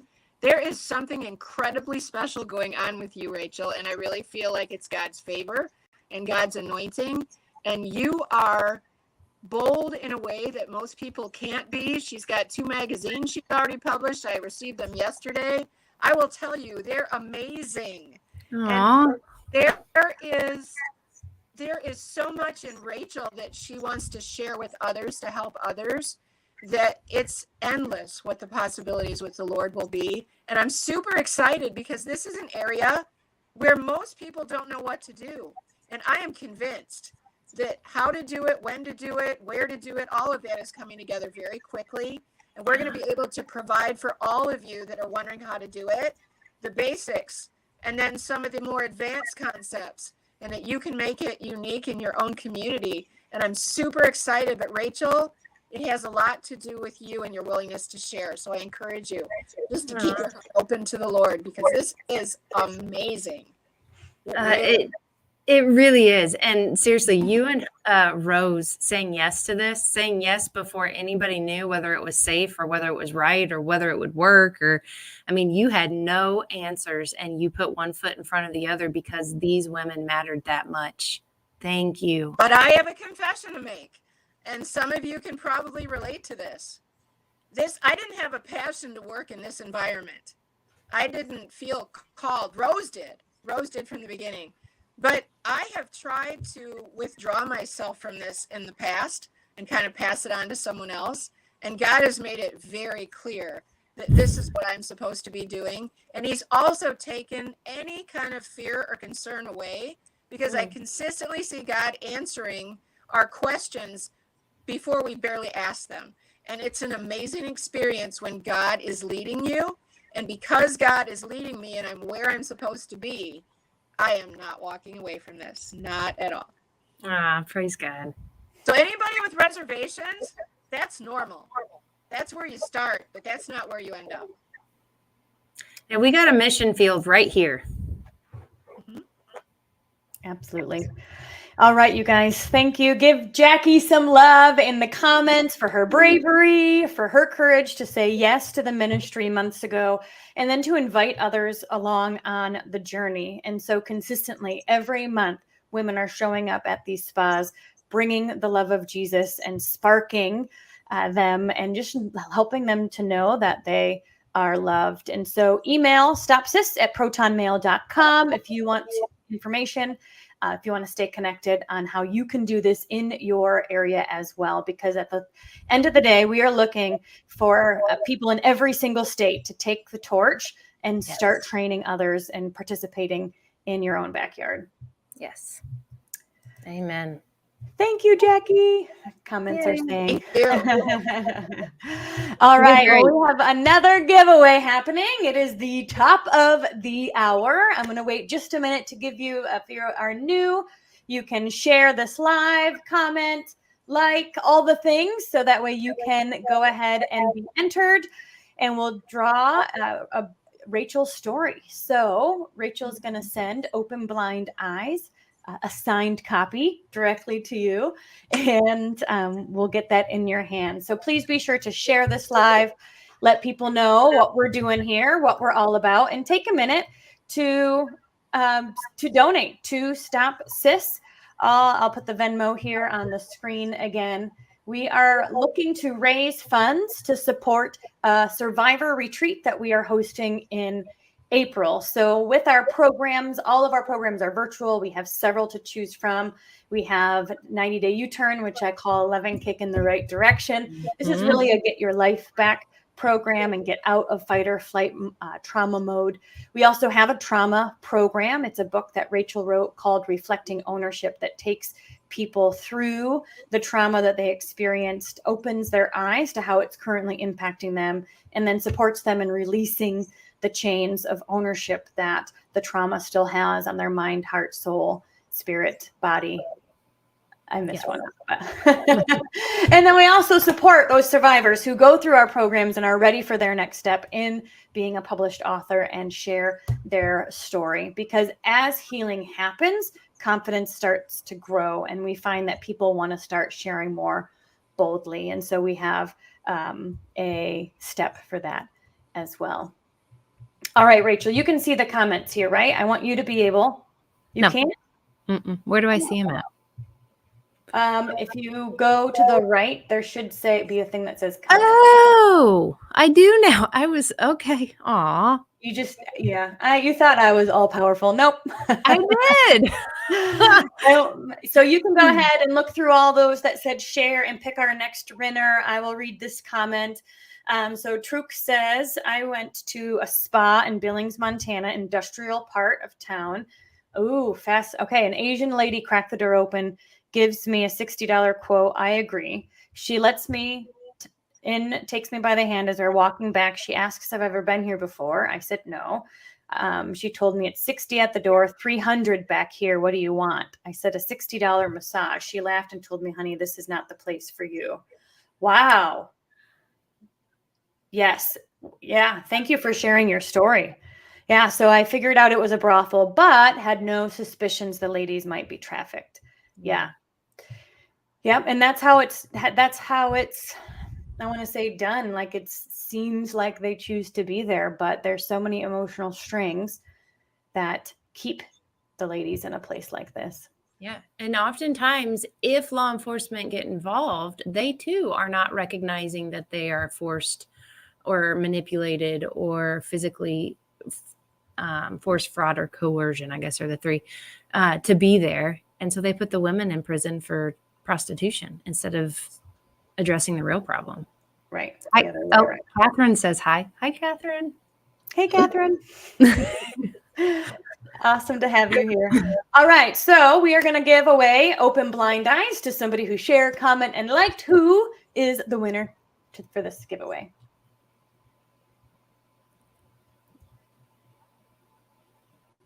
Are you asking me? Yeah, I told you to pick someone. Oh, you did? Oh, I missed that. Sorry. Yeah, look through the comments and look through the ones that say share, and you can draw them. Let's go with NYJ. NYJ. Yay. She's watching on YouTube, which is really fun. YouTube's one of my favorite platforms, and we're really trying to up our game on YouTube. So thank you so much for being there. We will reach out to you as well.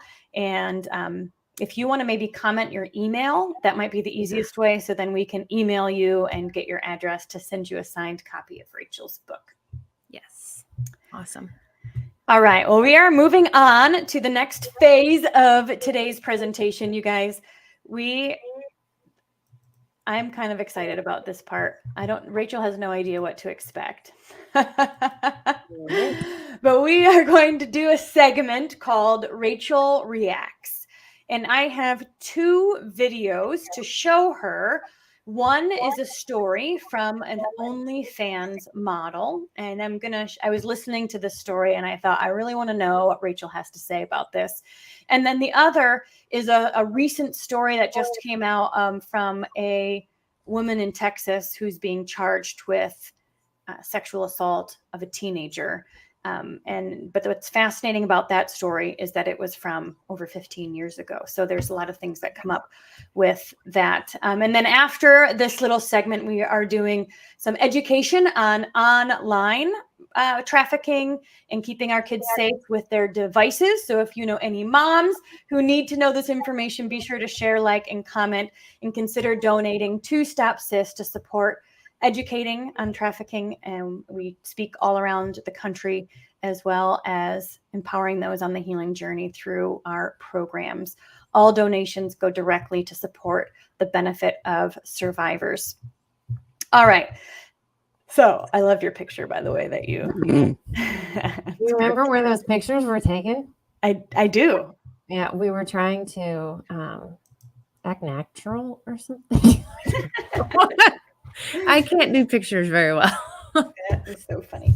Okay, so this first girl that I have, so the story here is that she is an OnlyFans model, and she basically she was like in the tech world. Hold on, I'm going to put it like this. So, all right. So this lady was an OnlyFans model. She's in her 20s.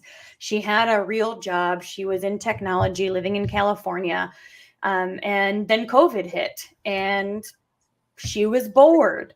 And so she and her husband started an OnlyFans account and are now making more money in a day, right? Most likely than they really ever could at their regular job.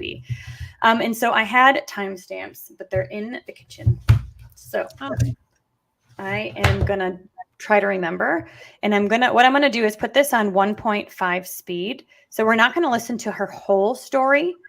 I'll do 1.25 and we'll see if that's, we're not going to listen to her whole story, but I do think that I want to hear what you have to say about some of the things she has to say. Okay. All right. So I'm going to share my screen.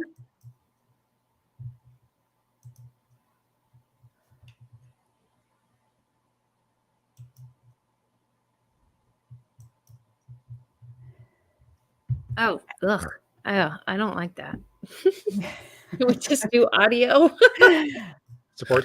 Oh my gosh, yeah. He was the one who was like, Okay, so this is a bit about her husband and her husband supporting her doing this. Can we just do audio? Is there a way to just do audio? Let's see. I don't like that. I'm sorry. I don't know unless I put something on top of her. Yeah, put something on top of her. Let's see.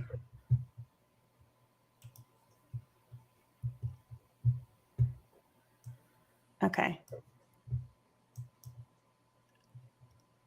I don't know if it will work because I have to choose the thing, the screen here.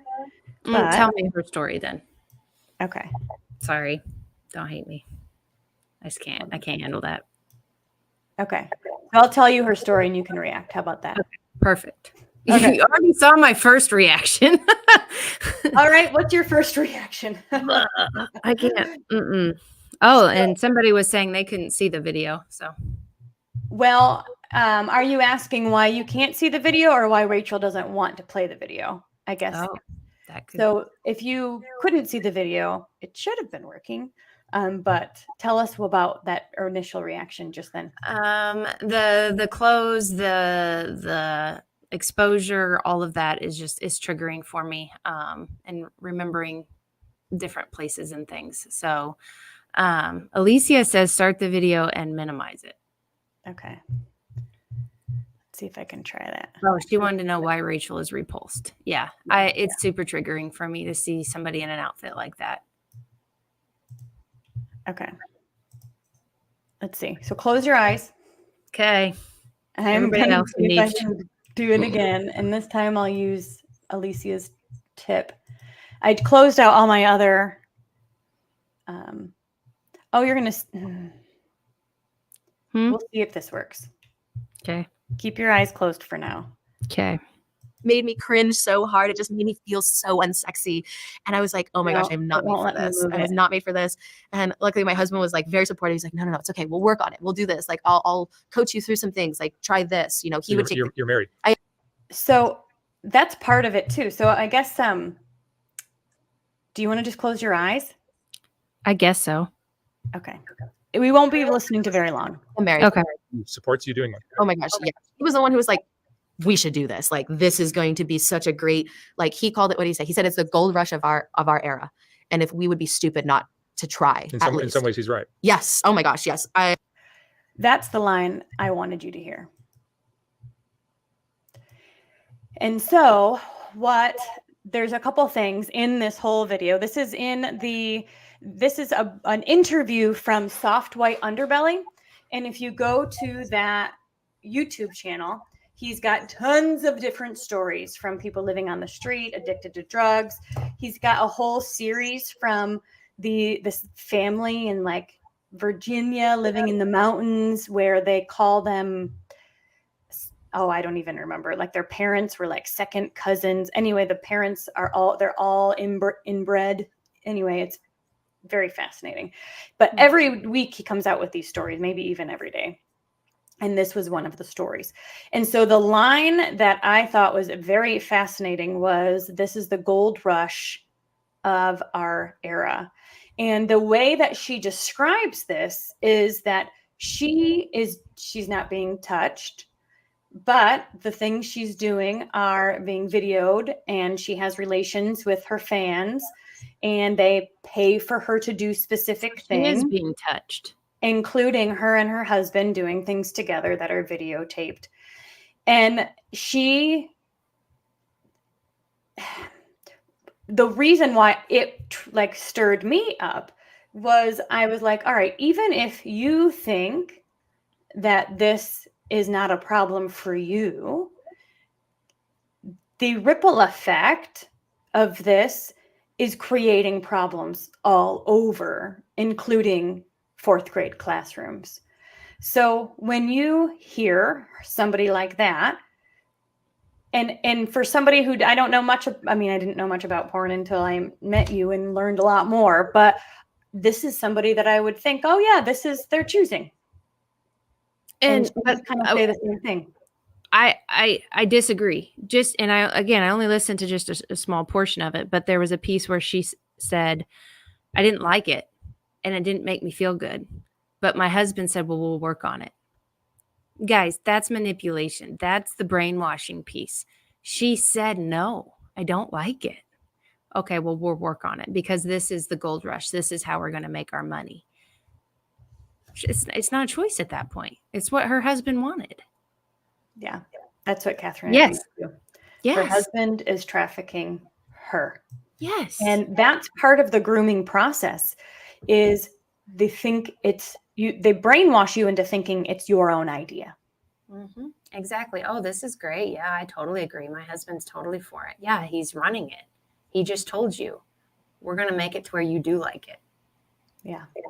So we have girls that work with us who were escorts and things in hotels, and they were believing as well that it was a choice. Mm-hmm. Yeah, they weren't making ends meet on their own financially. It felt like the only option. But at the end of the day, it wasn't an option. When you don't have other options, is it an option? You know what I mean? And due to all of the abuse that she had dealt with throughout her life leading up to that, again, it takes away the options. It takes away the self-worth. It takes away so much. This is just preying on people who've been broken by this exact industry. So tell me about the ripple effect of somebody who believes it's their choice doing this because it's the gold rush of our era and we'd be dumb not to take advantage of it. How is that impacting culture at large and potentially something that,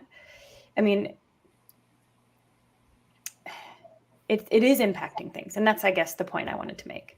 Yeah. So first of all, watching that stuff changes your brain flat out. We have statistics out there that say on average, a child is 8 years old the first time that they see pornography. That changes the brain of the child. At the same time, we're talking about end the demand. Well, when people watch something, they get a high. They get like a dopamine rush. It's like a drug. Then they watch something like that. And so once they get what they, gives them that rush, they then need a little bit more and a little bit more and a little bit more. And so they then no longer just going to watch it. They're going to bring in their own person that they're going to do those exact actions to. They're going to manipulate and groom a child so that they can do it that. I mean, it just continues to get worse and worse. Like Catherine is saying, if you desensitize yourself and normalize some of this stuff, then what's going to be normal 20 years from now? You know, like it's just going to get worse and worse. And it's already, in my opinion, as bad as it could possibly get. Yeah, Ashley said it's so sad to see the corruption and brainwashing. And this is a perfect example of how someone doesn't even quite know they're being brainwashed. And so she believes that it's her choice or that she's choosing this or whatever. But at the end of the day, she's being handled. She absolutely is. Yeah, she doesn't. I mean, she said it plain as day. I didn't like it. I didn't want to do it. But he told me we would figure out another way that I would do it. No, it's not a choice. And in the same way, the men who watch that are being trained to then do the exact same things to their next victim. And so the trafficking continues. And again, guys, this is not like, you know, in other countries. This is within her own home with her husband being trafficked. And I know of other women whose husbands did it without them knowing, videotaped things without them knowing and sold it for a profit. Trafficking can exist in so many different ways, and it's getting worse and worse. Any other thoughts about either the clip I just played or OnlyFans? Ashley says, oh, yeah, because he loves her and he's her husband, so she's justifying it. Yeah, absolutely. We make excuses for a lot of things that aren't. We do, but also we say this all the time. When you hear something, you get the tip of the iceberg. You don't know what else is going on behind closed doors. You don't know what's making her say the things that she's saying, like, I want to do this. I mean, that's the same thing with a lot of women who are stuck in the life. They think it's their choice. They think this is what they want. But really, if you were to go to the rest of the iceberg underneath the surface, there's years of reasons why they feel like this is what they have to do. Well, I think that's an interesting point too. Even just her interview is giving us the highlight reel, right? And so you're getting that tip of the iceberg. We don't know what else her husband is making her do that she doesn't want to do. Right. Yeah. Yeah. Exactly. Sally says, so sick that he normalizes taking advantage of his wife and making money off her. Yeah. It blows my mind that you just wonder where that perversion continues to impact the rest of their relationship, and who really knows, but I don't have words. Yeah. What they say and do publicly, Catherine says, pales in comparison to what's being done. Yeah. Absolutely. Yeah. And so this is just another example of trafficking happening in our own backyard, in the privacy of our own homes without somebody being touched, but yet making millions and being owned the whole time. Right. Yeah. And you know, what's the alternative for her? She, like, you know, somebody said earlier, might have been Ashley. I mean, she's going to lose the love, quote unquote, love of her husband. She's going to lose all of this money. She's going to lose her house. She's going to lose everything.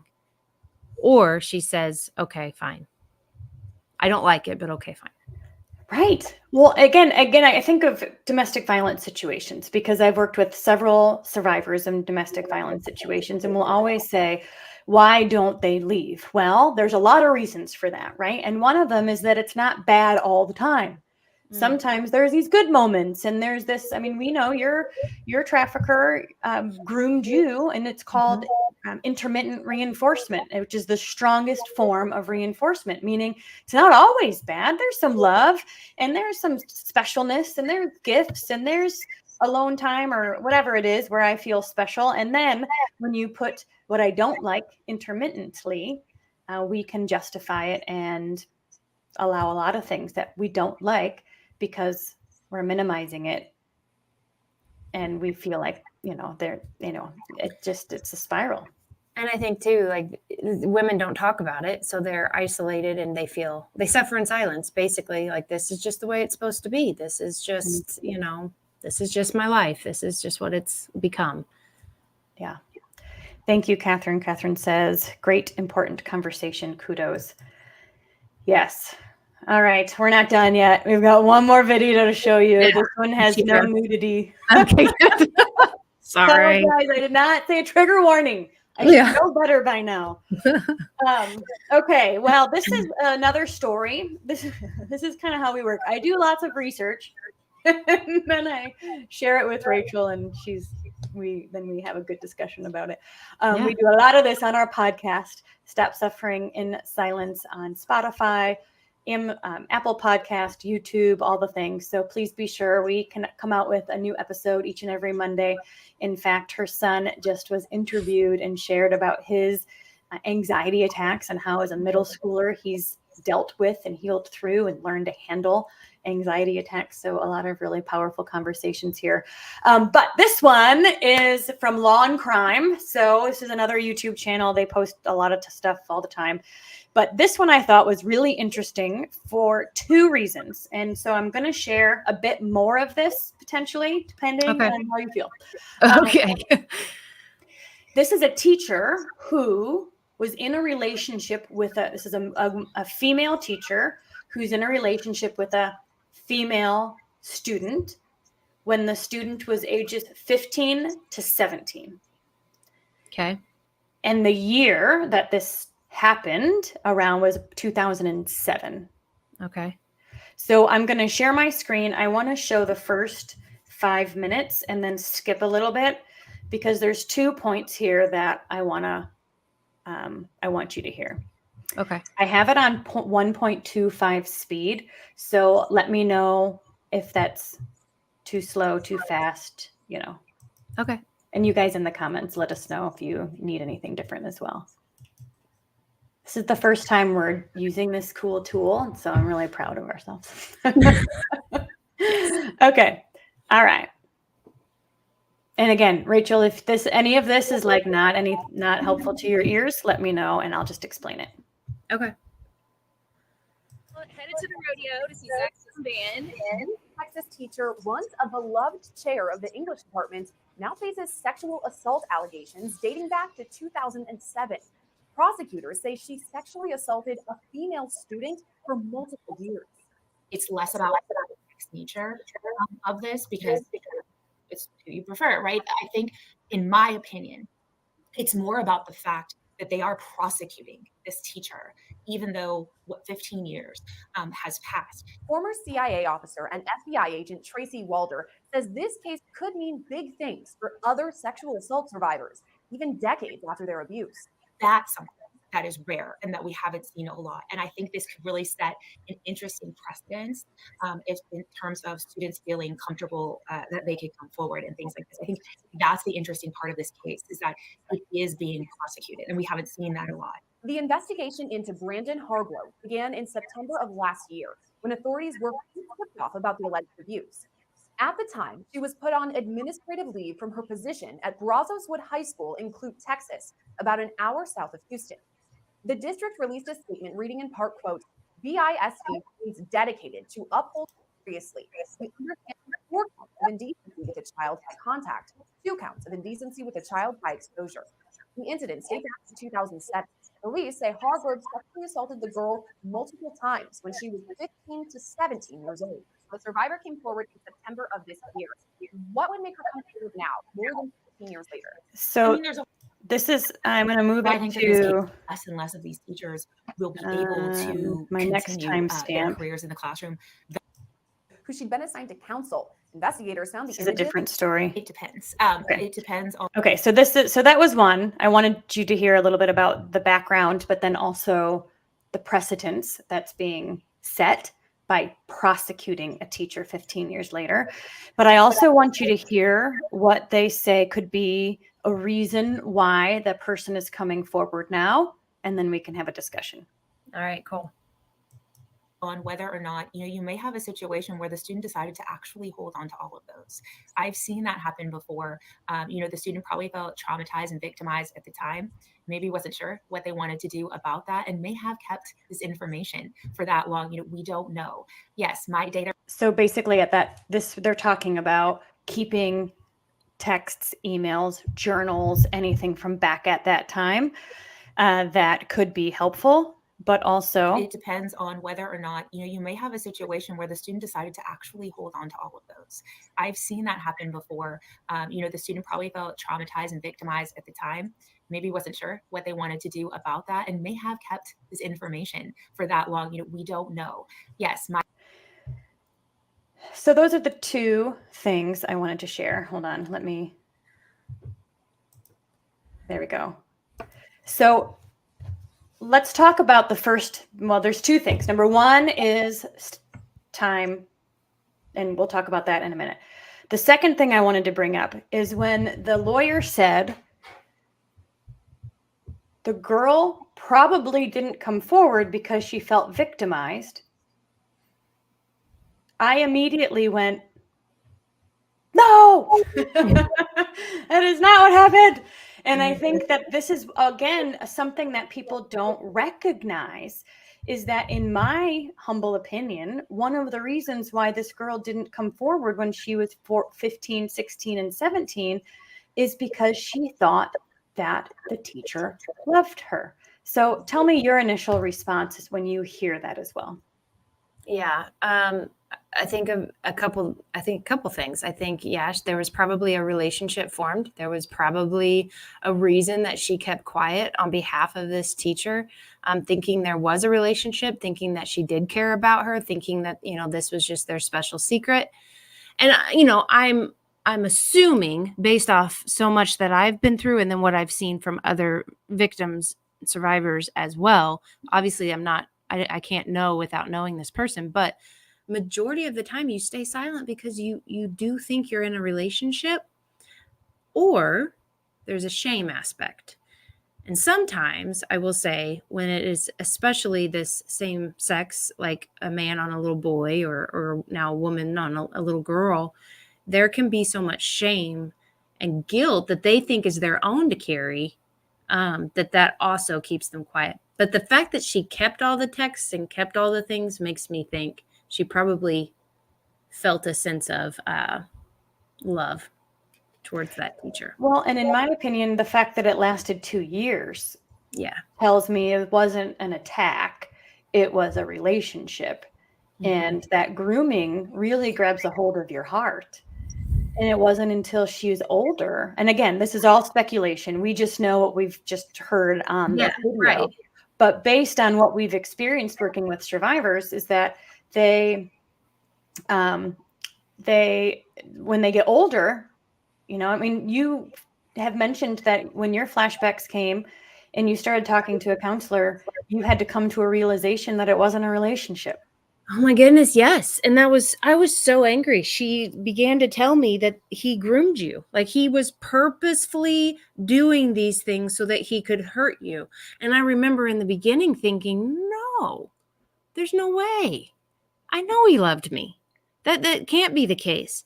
But then you see where you see signs of him doing it with other girls and younger. And it's like, oh my gosh, this isn't real. It doesn't make sense for a 35-year-old man to want to be with a 9-year-old girl. What had somehow become normalized, now it's like your eyes are open to, oh no. I was completely blindsided. Yeah. And that's what I imagine with some of these relationships with teachers and students, is that the student feels special. The student is groomed. The student, as Jill is saying, got more attention from the teacher at school than at home, and liked it. And so didn't consider it necessarily abuse. Right. And what's interesting is that you can have this, I guess I'd want to ask your opinion on this as well. So if somebody doesn't characterize it as abuse and then years later figures out, oh my gosh, that really was, what do you think? Like, the reality is the trauma is still there. It's still the manipulation, the brainwashing, all of that. It still impacts a person, even if they don't quite recognize it right away. What do you think? Oh, for sure. Yeah, no, because you're still getting the impact of like what they did to you. Your body still keeps the score. Your brain still develops differently. Your emotions respond differently to people. I mean, there's times like when all my flashbacks started coming back, and it was almost like, oh my goodness, this makes sense as to why I have been feeling the way I've been feeling and responding the way I've been responding. And it's like all the puzzle pieces started to come together. So yeah, I still had the trauma piece, even though I didn't remember everything back then. Yeah, your body still kept the score. All right, I'm going to share one more time and we'll finish the video just to hear again about the precedent that this sets for, because I think that's really an important piece of this that could be really cool. So let's learn a bit more about the court case.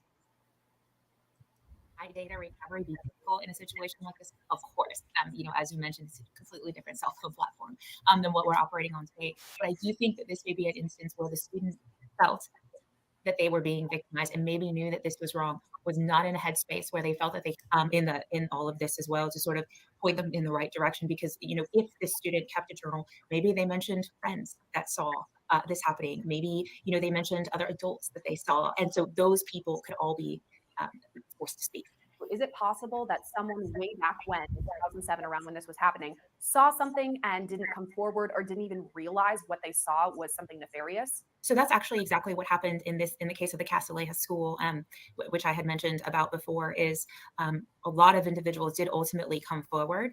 I think at the time it maybe didn't register. It was sort of a folklore, I guess, around the school, if you will, or maybe it wasn't taken seriously. But they did ultimately come forward. So yes, that's highly possible. Walter says witness testimony will be helpful in the case against Hargrove, but it will likely be the testimony of the survivor herself that will help yield a conviction. And in this case, do you think it's paramount that the accuser herself comes forward and testifies? In my opinion, yes. But I never want to compel someone who's been the victim of abuse, right? That's such a delicate subject. I think it would be very beneficial in regards to moving the case forward and getting an outcome that she wants. But I would imagine that they're being rather delicate about this and trying to build a case that doesn't hinge solely on her testimony. Just this week, Hargrove's district held an emergency meeting voting to terminate her contract. That's expected at an upcoming meeting. Okay, they didn't really talk about it again, but at the beginning they talked a bit more about the statute of limitations and the importance of people coming forward even decades later. What do you know about statute of limitations? What are your thoughts on a precedent like this being set? I think for myself, as some of you guys know, I'm in the middle of a civil suit that I won't go into many details of at this point, but I will say that legislation is getting better about statute of limitations, and in some places there is no statute of limitations anymore. Of course, back in the day, there were some. They would say if you didn't come forward 2 years after your 18th birthday, then let's just act like it didn't happen. Things, just stuff like that. But they're starting to realize that through dissociation, through shame, through all different things, there's reasons why survivors can't come forward. Maybe they're not strong enough or they're not in a safe place themselves to be able to come forward. Whatever the reason is, there should be no statute of limitations because there's no limitation on the amount of trauma that the victim will end up having. I mean, it's not like, okay, 2 years after my 18th birthday, I'm not going to have trauma from this anymore, despite everything that happened to me starting from the age of 9. It still impacts me daily. And so there shouldn't be a statute of limitations on this. I think, like you said earlier, we're doing better about with all of the technology, which is a good and bad thing. We have more proof of stuff. We have the communications between people. And we are starting to get a community that believes the victim. It's slow go, in my opinion, but we're starting to see that. And the fact that the school district is taking this seriously, the police are taking this seriously, it's huge. But then I also want to give a shout out to the community members or the other teachers who came forward and shared what they saw. If you are somebody who has seen something that seemed off, please come share it. Whenever you hear that somebody had been victimized and you think back and you remember certain things like, oh my goodness, I did see this and this, and now it makes sense, come forward, because those testimonies matter so much, to where for hopefully this victim, she won't have to go through detail after detail of what was done to her. It can hopefully the testimony of other people can help her win this case. And the more that this is the third video on law and crime in the last, when was this one? This one was like a week ago that I heard it. There's been 2 more posted on this channel from a teacher with a student.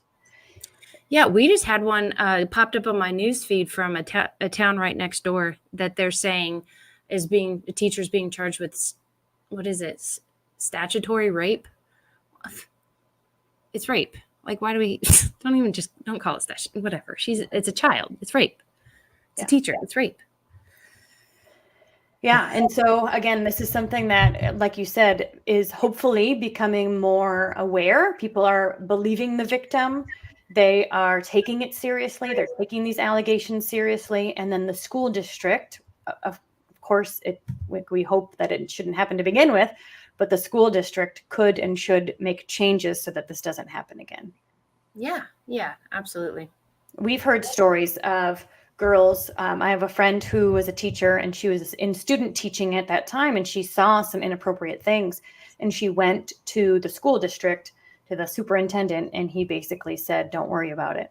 And she kept going, and this teacher ended up going to a different school, and she told them, and then she ended up testifying against him at some point. So even if you ruffle feathers along the way, our job as humans is to keep each other safe, especially children. Amen to that. Yeah, I met a lady at one of our events who she was a teacher, saw something inappropriate, ruffled feathers, and got fired, and thought, you know what, maybe I did the wrong thing. But years later, because she cared and she did come forward, it gave the survivor or the victim strength to then come forward a couple years later and confirm what she had said all along. And so she saved that kid's life. Well, and you think about just having things in the record. It's super helpful to have things written down in the record, making a complaint, whatever the case may be. Catherine says, this is one of the reasons we need solid legislation regarding statute of limitations. And is it different state by state? I do think it is. And I think that can be confusing as well. Yeah. She also says, and many do not remember for decades, which is, I think, part of what the bad guys know. I do too. Oh, Yeah. absolutely. Let's make it so bad that they don't remember. Yeah. Because their body shuts down. Yeah. They know how trauma works. And yeah, we've heard crazy stories of even men saying, and I don't even want to say it. Never mind. Yeah, maybe not. Yeah, they know. Let's just say they know, and they're utilizing it on purpose. So, all right, well, we are moving to another section. This section is all about, we kind of ruffled feathers on how this is happening in our schools and on the internet and in our own backyard in strip malls. But now we want to go into some education on what we can do as parents to keep our kids safe. So if you have not yet shared the live, comment, put that you shared here. We are spreading awareness about trauma and trafficking and impacting those on the healing journey. My name is Denise. I'm a clinical psychologist. Rachel is a trafficking survivor, and we speak on this not only with our clients each and every week within our program, supporting their journey. We also speak on stages. We educate police, nurses, moms, pastors, community members, anybody who's interested in hearing from us. We've got speaking gigs coming up here. And if you're interested in having us come speak to your church or your neighborhood or whatever, please reach out through our email, stopsis@protonmail.com. We would love to connect with you. And then donate. We are looking for donations to support our upcoming retreat, where we take 10 girls and do some life-giving exercises, create a space that they normally wouldn't want to or feel comfortable participating in. But because they've gotten to know us and each other through our programs, the retreat is something they look forward to each and every year, and we can't wait to do it again this April. So thank you to anybody who goes to Venmo and donates to Stop SIS. You can also go to our website and set up a subscription. That, of course, is the most favorite way to support our work, because then we've got consistent income coming in to support the podcast and the travels and the educational materials that we create. All right, I am going to pull up the next slide. Rachel, if you want to share anything while I do that. Sure, I sure do. Oh, and so just so you know, this is kind of an older shirt, but the shirt that Denise has on is one of our newer shirts, and it's in red, white, and blue, but it says "Open Blind Eyes to Trafficking in America." If that's something you're interested in, you can absolutely message us again at Stop SIS at Proton Mail. What are they, 25? Mm-hmm. Yep, 25. And we will send you your shirt. All right. If you've got any questions about online safety, now is the time to share those questions as well. And Rachel will take us through. Yeah. So online predators, guys. Okay. So I was having a conversation with my city commissioner actually not too long ago. And we were talking about the spas, and we were talking about the process of getting in there and ministering to these girls. He had no idea that type of thing was happening in our town. But we got to talking about our kids and their safety, and he went through several things, good things that he does to keep his girls safe. And I was like, yes, absolutely. But you do know that, your kid can be trafficked within her own home. And he goes, no, my home is safe. And I said, do they have devices?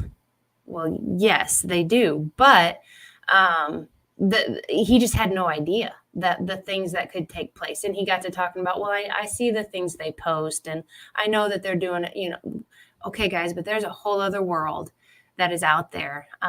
Statistically, they say 500,000 predators are online at any given moment trying to entice our children into doing things that end up leading to trafficking. I think the number is way higher than that.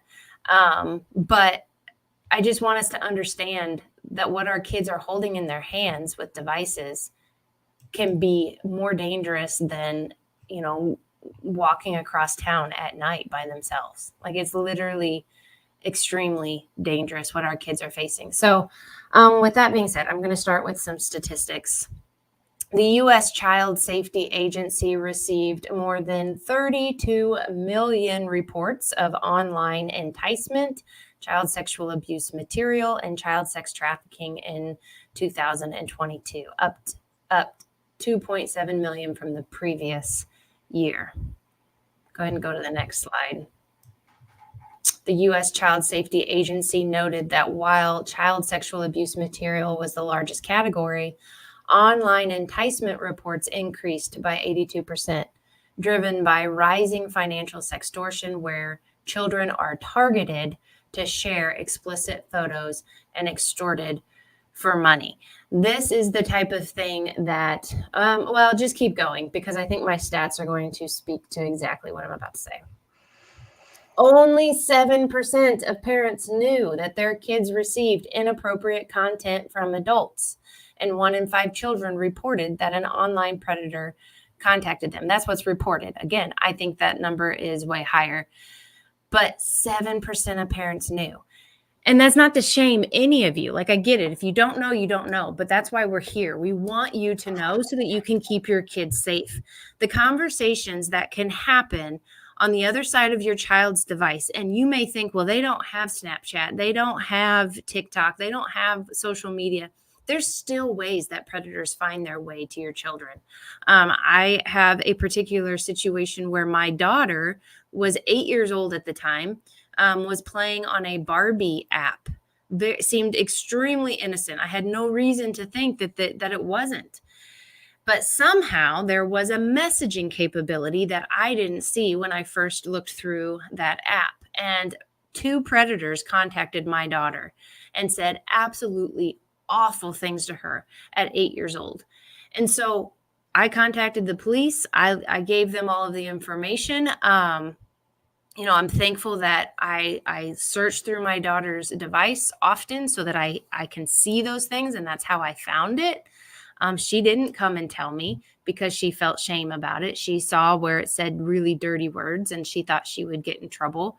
And so having that conversation of this is not your fault came forward.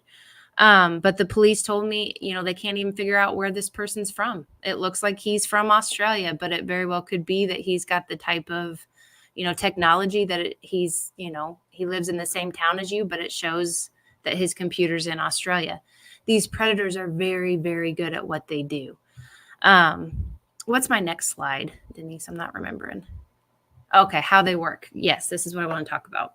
So they hunt, lure, and they groom. So basically, they're going to hunt around social media sites. They're going to look for kids or any app or any messaging capability. And they're, guys, even the Bible app. There was a girl who was trafficked through the Bible app because it has messaging capabilities. They can get a hold of your child in so many different ways. But they're going to look for children who are vulnerable. They're going to entice them with nice language and compliments, or some of them might even produce gifts of sorts if they get enough information from your child. Kids don't know how much to share on social media or on these different things. They overshare. And so these predators take all of that information. And then when they start to contact them, they're like, oh, I saw you had a little sister. I saw that she goes to this school. I saw that, you know, you must live in this town because I saw you at this place. And so all of a sudden they know enough information that it scares the child to where when they then say, hey, I want you to send me a picture of this, or I will do this to your little sister because I know where she goes to school. You know, things can escalate to that level very quickly based on the knowledge that these predators gain from our children. The one who contacted my daughter was trying to convince her to do like this role play. And I've read where that, like through the Barbie stuff, and I've read that is one of the ways where they groom a child, is they do this pretend play, which then will lead to real life situations and the child feels trapped. But your child can literally be trafficked from inside their bedroom with you right next door, having absolutely no idea. And it's because they go ahead and they feel the pressure to send that picture.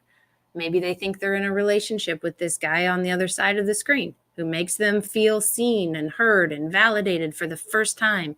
He understands that mom is way too hard on me and he gets it. And so, yeah, he wants a picture. Okay. And then he wants a little bit more and a little bit more. And before long, the child is sending pictures without clothes, which then that person sells. That's trafficking. What questions do you guys have who are listening? And then the other thing I want to consider is the technology is always changing. My son doesn't have a phone, but he turns 13. He has a phone that he can play games on, but he doesn't have like social media or a phone number or any of that kind of thing.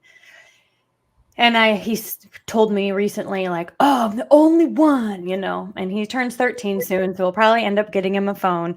But I said, what are you missing? Like, what do you think is happening? And he said, text conversations and Be Real. I was like, Be Real. Okay. So Be Real is a new social media that kids are using. And as parents, we got to figure out what that is and what that looks like and how it works. And I just think that it's something to think about, right? It's not going to be the thing that we know and understand. We need to figure out what they are doing and how they're communicating, because guess what? The predators are. Oh, absolutely. Yeah. I think it's important to have the discussion of sexting as well, especially with teenagers. I think the age is like 15 to 17 where it's the worst, but I mean, any age it could happen. You know, I have somebody near and dear to me who some boys pressured her to send a topless picture when she was 12 years old. And she did. And it got passed along from one guy to the next guy to the next guy. And the cops came knocking on her door. And I shared this story with a local high school as well, because the cops came knocking on her door saying, you just shared child porn. That's illegal. Now, granted, she was coerced by these other boys, and they were able to see that through the text messaging. And so she didn't end up in trouble. But the point being, that is child porn. That is illegal. And I shared that with a local high school. And before the day was over, a girl came forward to the principal and said, I need your help because I have sent pictures to these 3 boys and I want them to delete it off of their phone. And so this was a Christian high school. And they started to have the conversation that these pictures are being sent around. And you guys, a lot of times this is where a girl she thinks that's her worth. And that's just the beginning. And then she does a little bit more because she feels like she has to. Well, and shame takes over. So when we're taught, or when we're kids, we're taught that good things happen to good people and bad things happen to bad people. And so if a bad thing happens to us, then we often own it rather than putting the blame where it needs to be, which is on the predator himself.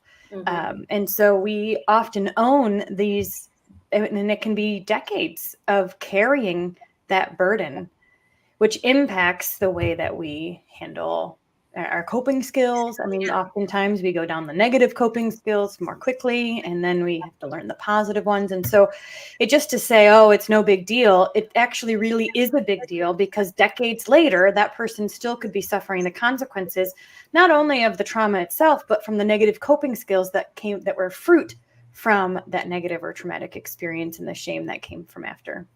Absolutely.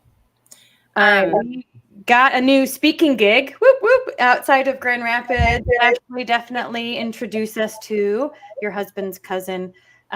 We'd love to connect with the school resource officer. Yes. I think that would be a powerful conversation. And we certainly do go to high schools, and Rachel shares her story. Ashley says he did a training at a school assembly and had 2 young girls come to him after the assembly that they're being targeted by online predators. Wow. Yeah, you just don't know because people don't talk about it, and there is such shame. Mm-hmm. Jill, you'll have to tell me about this Be Real thing. Like, all I know is our youth group pastor has been like, oh, I'm getting a ding, I got to take a picture for Be Real. So I don't know what it is, but I know that he did do that. Catherine says over 1,100 confirmed new cases solely on the Kick app. Yeah, okay. Kick app's a big one. Yeah.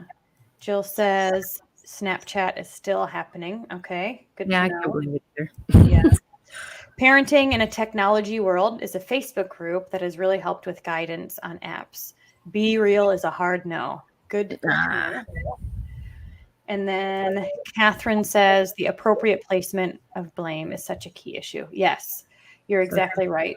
Because when we carry it ourselves, that's what spirals the negative coping and harmful coping skills that compound the trauma itself.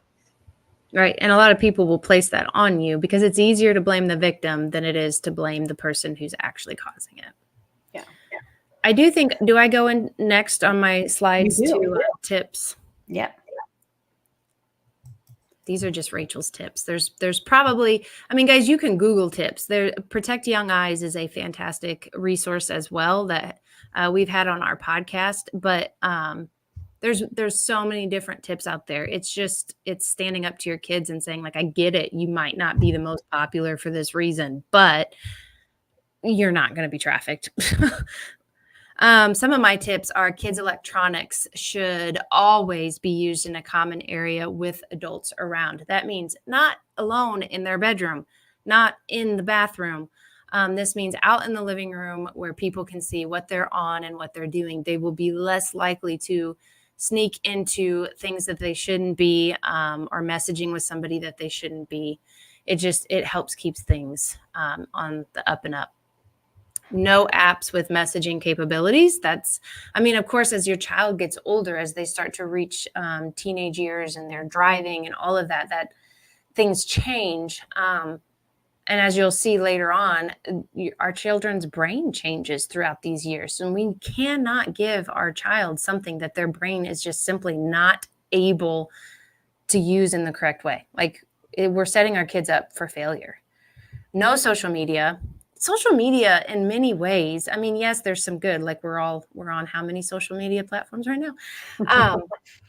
But we also all know that it's really hard for kids to not get addicted or to not feel shame, body shaming, lifestyle change. Like there's so many hard things with social media, not to mention the risks and the dangers involving trafficking and abuse. Use Bark or Gab phones. Those are two that I know. Maybe you guys know of others. Let me know. Bark phone and Bark, just putting it on my kids' tablets and such has been super helpful.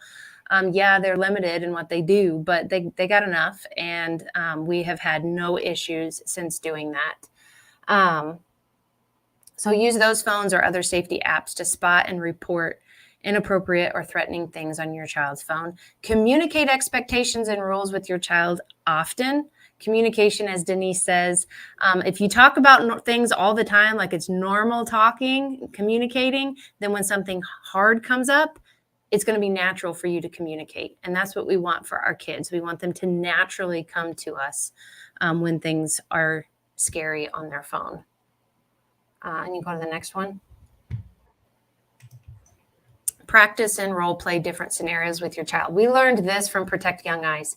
He said, practice with your kids. Have them go in the other room, we're not going to let them be in their bedroom. So have them go in the living room with their device and then have them holler at you and say, Mom, I just got a message from somebody I don't know saying something like this. And let them see what your response will be. You show them in that role play practice how you will respond to them. So if it ever happens, the child will not have a fear of how you will react. They will know my mom's not going to blame me. My mom's going to be cool with this and help me, not, get me in trouble or ground me from my phone.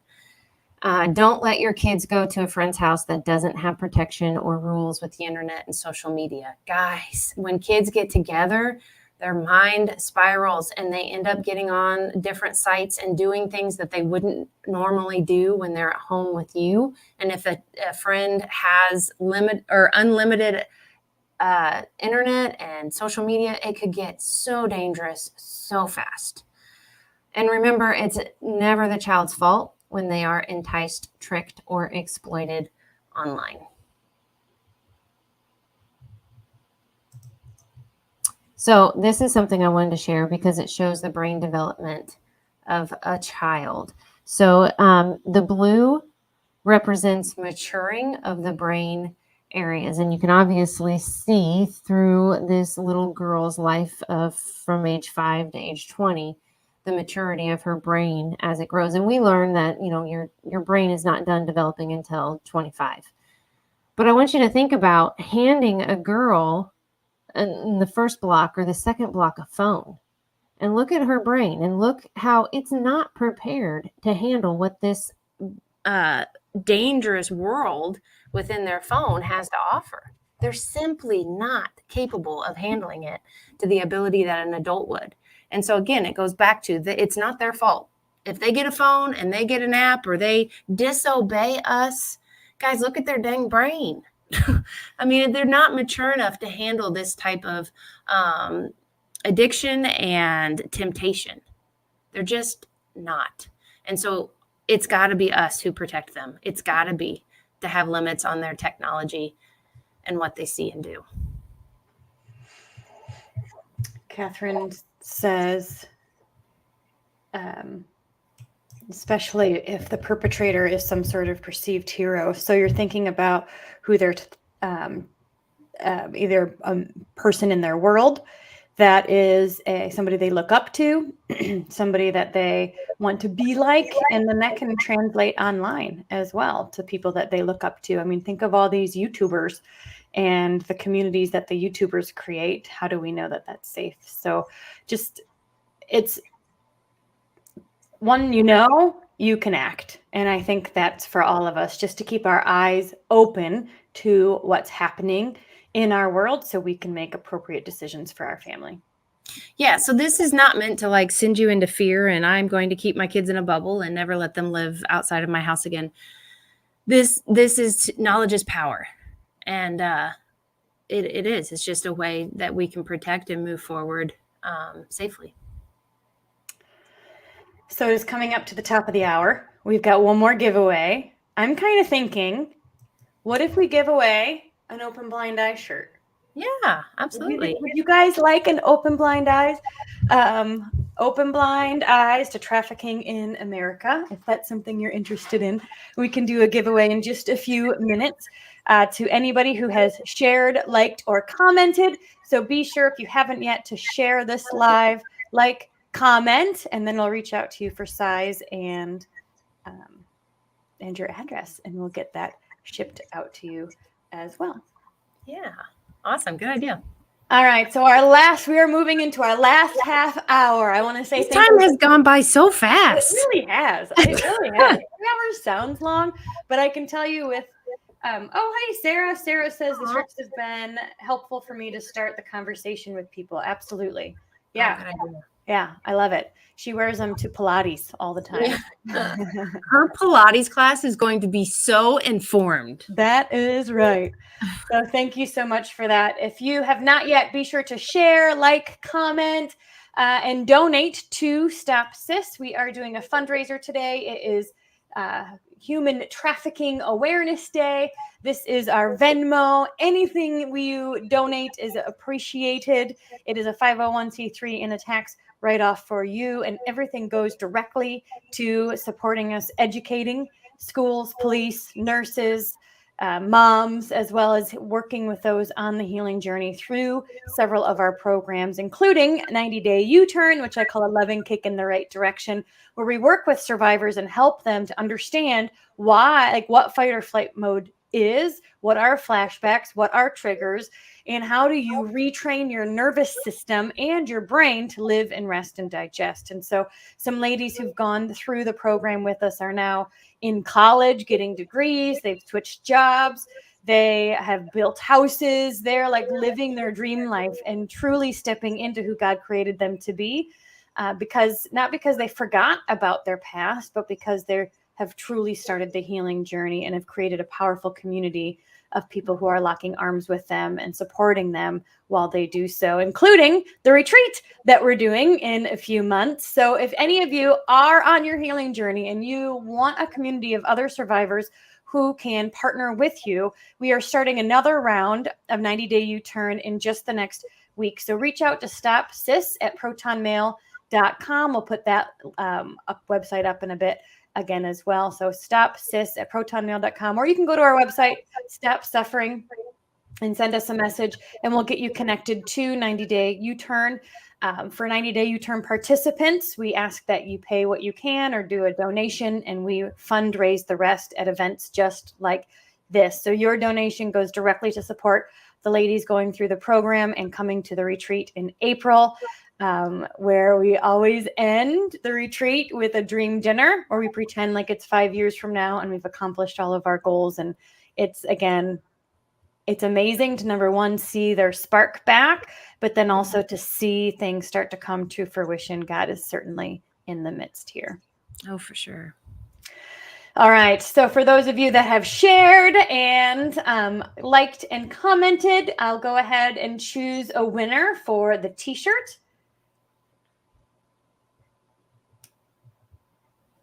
And we have Jim Klaus. You won the t-shirt. Thank you so much. We will be messaging you for your size and your address. And I'm writing this down right now. So yeah, me too. So we remember. But thank you to everybody who has just participated today, interacted with us, are interested in this conversation. This ministry is just a year and a half old, and God is taking it places. So we just appreciate you being a part of that and helping us spread the word about these important topics. Amen. All right. We've got one last cool slide. Shoot, I don't remember what it is. It'll be a surprise. It'll be a surprise. Q&A. All right, we are going to end our discussion today with some Q&A, with some story times. If you want to hear some stories, or if you've got questions about Rachel's experience personally, she can certainly share what she can about her own experience. I know you got kind of the little bit of a view on what she experienced, but certainly you can ask questions about her story. You can ask questions about the healing journey. You can ask questions about trafficking in general, but here we're going to open it up to you. What do you want to talk about? You're the reason why we are here as we continue to spread awareness. It takes people like you being interested in learning to make it happen. So one question that I saw earlier, and somebody had said, what can the community do to help? So what's your thoughts on that? What would you say to a community that wants to start making a difference? Well, I think a few things. Number one, having your eyes open means that if you see something, say something. Be loud to any school administrator and keep going until you find someone who will listen if you see something that is not right. That's the community banding together and not tolerating inappropriateness is paramount. The other thing is just as a next step is making your home as safe as possible for your own kids and the people that come into your door. I know that one of the things you say quite often is that when you were experiencing abuse, you didn't go to your parents right away. In fact, you told friends, and the friends told parents. And in fact, you've even had some of your kids' friends come and talk to you. And so being that person that your kids' friends deem is safe is a pretty interesting thing to think about too. What do you think about that? Yeah, I love that. And I hadn't actually paused to think about that in that way, but you're right. I love that some of them have felt safe enough to want to talk to me. I think also the more we have conversations on this stuff, the more that kids will be able to put words to something that they're experiencing if they're experiencing it. I think that's why I have a passion of wanting to get in the school system because, yeah, we talk about good touch, bad touch, but long before the good touch, bad touch happens, the grooming process already took place. And so the child is already, they've lost the ability to speak up because the perpetrator has warped their perception of things and has played with their heart and their mind and done all of these things prior to that. It takes the fight out of the child. And so I think having conversations is so important. And, schools is a great place to do that. Churches is another great place, youth groups, but creating those safe places for kids to come forward. The other thing I think about is, hold on, I just lost it. You were talking about, keep going and it'll come back to me. Okay. Communicating, the importance of communicating with our kids. Yeah. Oh, this was another one. Okay. So another question that people ask us a lot, this is what I was thinking, is how do I talk to my kids? And you have a unique perspective on that as well. So instead of saying, is somebody hurting you? Yes. Yeah. So if somebody would have asked me, and I think I said this briefly, if somebody would have asked me when I was being hurt, is anybody hurting you? I would have said no. But if somebody would have said to me, who makes you feel special? Who gives you a lot of attention? Who plays a lot of games with you or, gives you things or what, then it would have given you a window into who has ownership over my life at that point, who is inappropriately involved in my life, which can lead you to see abuse that is taking place. So yeah, when talking to your kids, also you got to be mindful since over 90% of them know their perpetrator, whether they think they're protecting you. We've had survivors who it was their grandfather who was abusing them. And, they want to protect their mom by not, because it would break her heart if she knew what her grandfather or if she knew what her dad was doing. So kids feel this sense of, I need to make sure that I don't hurt somebody, but having them know you aren't doing the hurting. This isn't just having that conversation with them too. Of it's, I don't know, that can go a long way. So what do you think? What can communities do? I think they could have Stop Sis come and speak. That's a good idea. Yeah. That's a thought. And the only reason I say that is because literally every time that we have stood on a stage and I've shared my story and we've shared other experiences that we've had with survivors, person after person stands in line and comes and tells me too. Like, how did you know my story type thing? Or, I saw this happening to so-and-so and now I know what was really going on. Or I've had one young man come up to me and say, my brother came forward a few years ago and nobody believed him. I didn't even believe him because the guy he said that was hurting him was an elder of our church. There's just no way. And now he sees that his brother was probably telling the truth. And for the first time, he was like, I'm calling my brother right now and apologizing, and we're going to make this right. Like, lives get changed because you start to see you're not suffering in silence. You hear other people's stories. There's power in your testimony. And God's just been working through an awful story that I have and bringing good from it. And so, yeah, I think having some sort of education, some sort of awareness event, something that opens the eyes of your community. And I absolutely loved the quote that you said earlier, and I'm probably going to butcher it. But you said something about how it is our job as humans to lock arms and protect one another. And that's true. Yeah. Yeah. What other questions do you guys have? Or any stories or questions that you might have for Rachel? Nobody's asking questions. Maybe we answered all their questions. All of the questions they would ever have. Are answered. Yep. We're good. Well, what I'll say too is, you guys, we do have a podcast where we share each and every week, whether it is a reaction to a current event or something about the healing journey, anxiety, depression, mental health, or trafficking and what that looks like.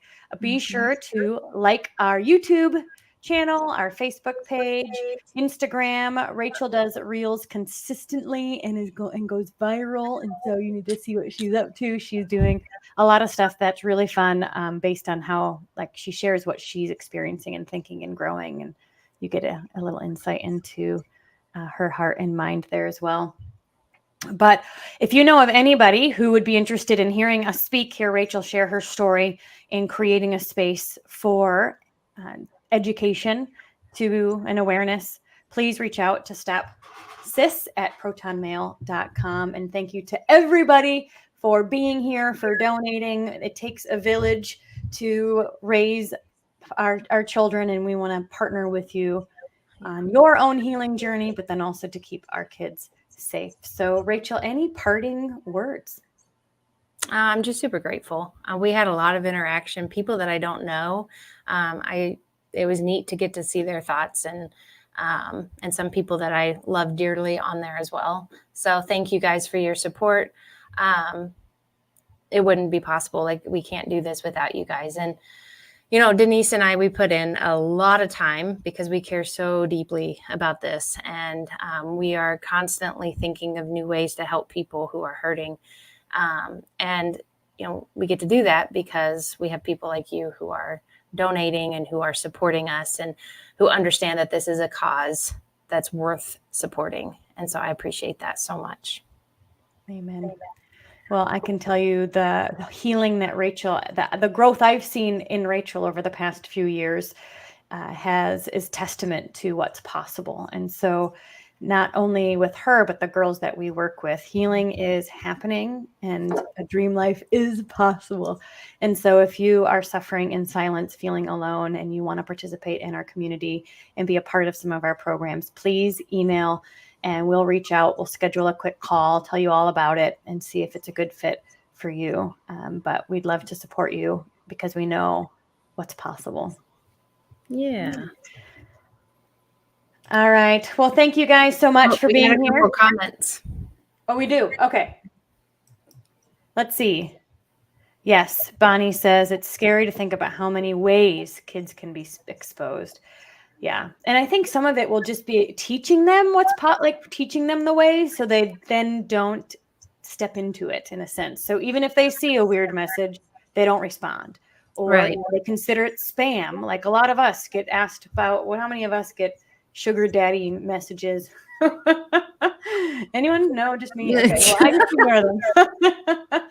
And so communication is key. So if communicating, like Rachel mentioned before, if communicating is normal, then when there's something hard to communicate about, that will feel more normal too. So Ruth Ann, I like your profile pic. Yes, look at you. Very impressive. Yes. Thank you so much, Ruth Ann. Yes. Huge hugs for both of you. Lord bless. Yes. Amen. All right. Well, we appreciate you guys. Thank you so much for hanging out with us today. It is Human Trafficking Awareness Day, and I hope that you gained some awareness. So thank you for spreading the word. Let us know how we can support you. And Rachel, we'll see you on the podcast next week. All right. Bye, guys. Bye.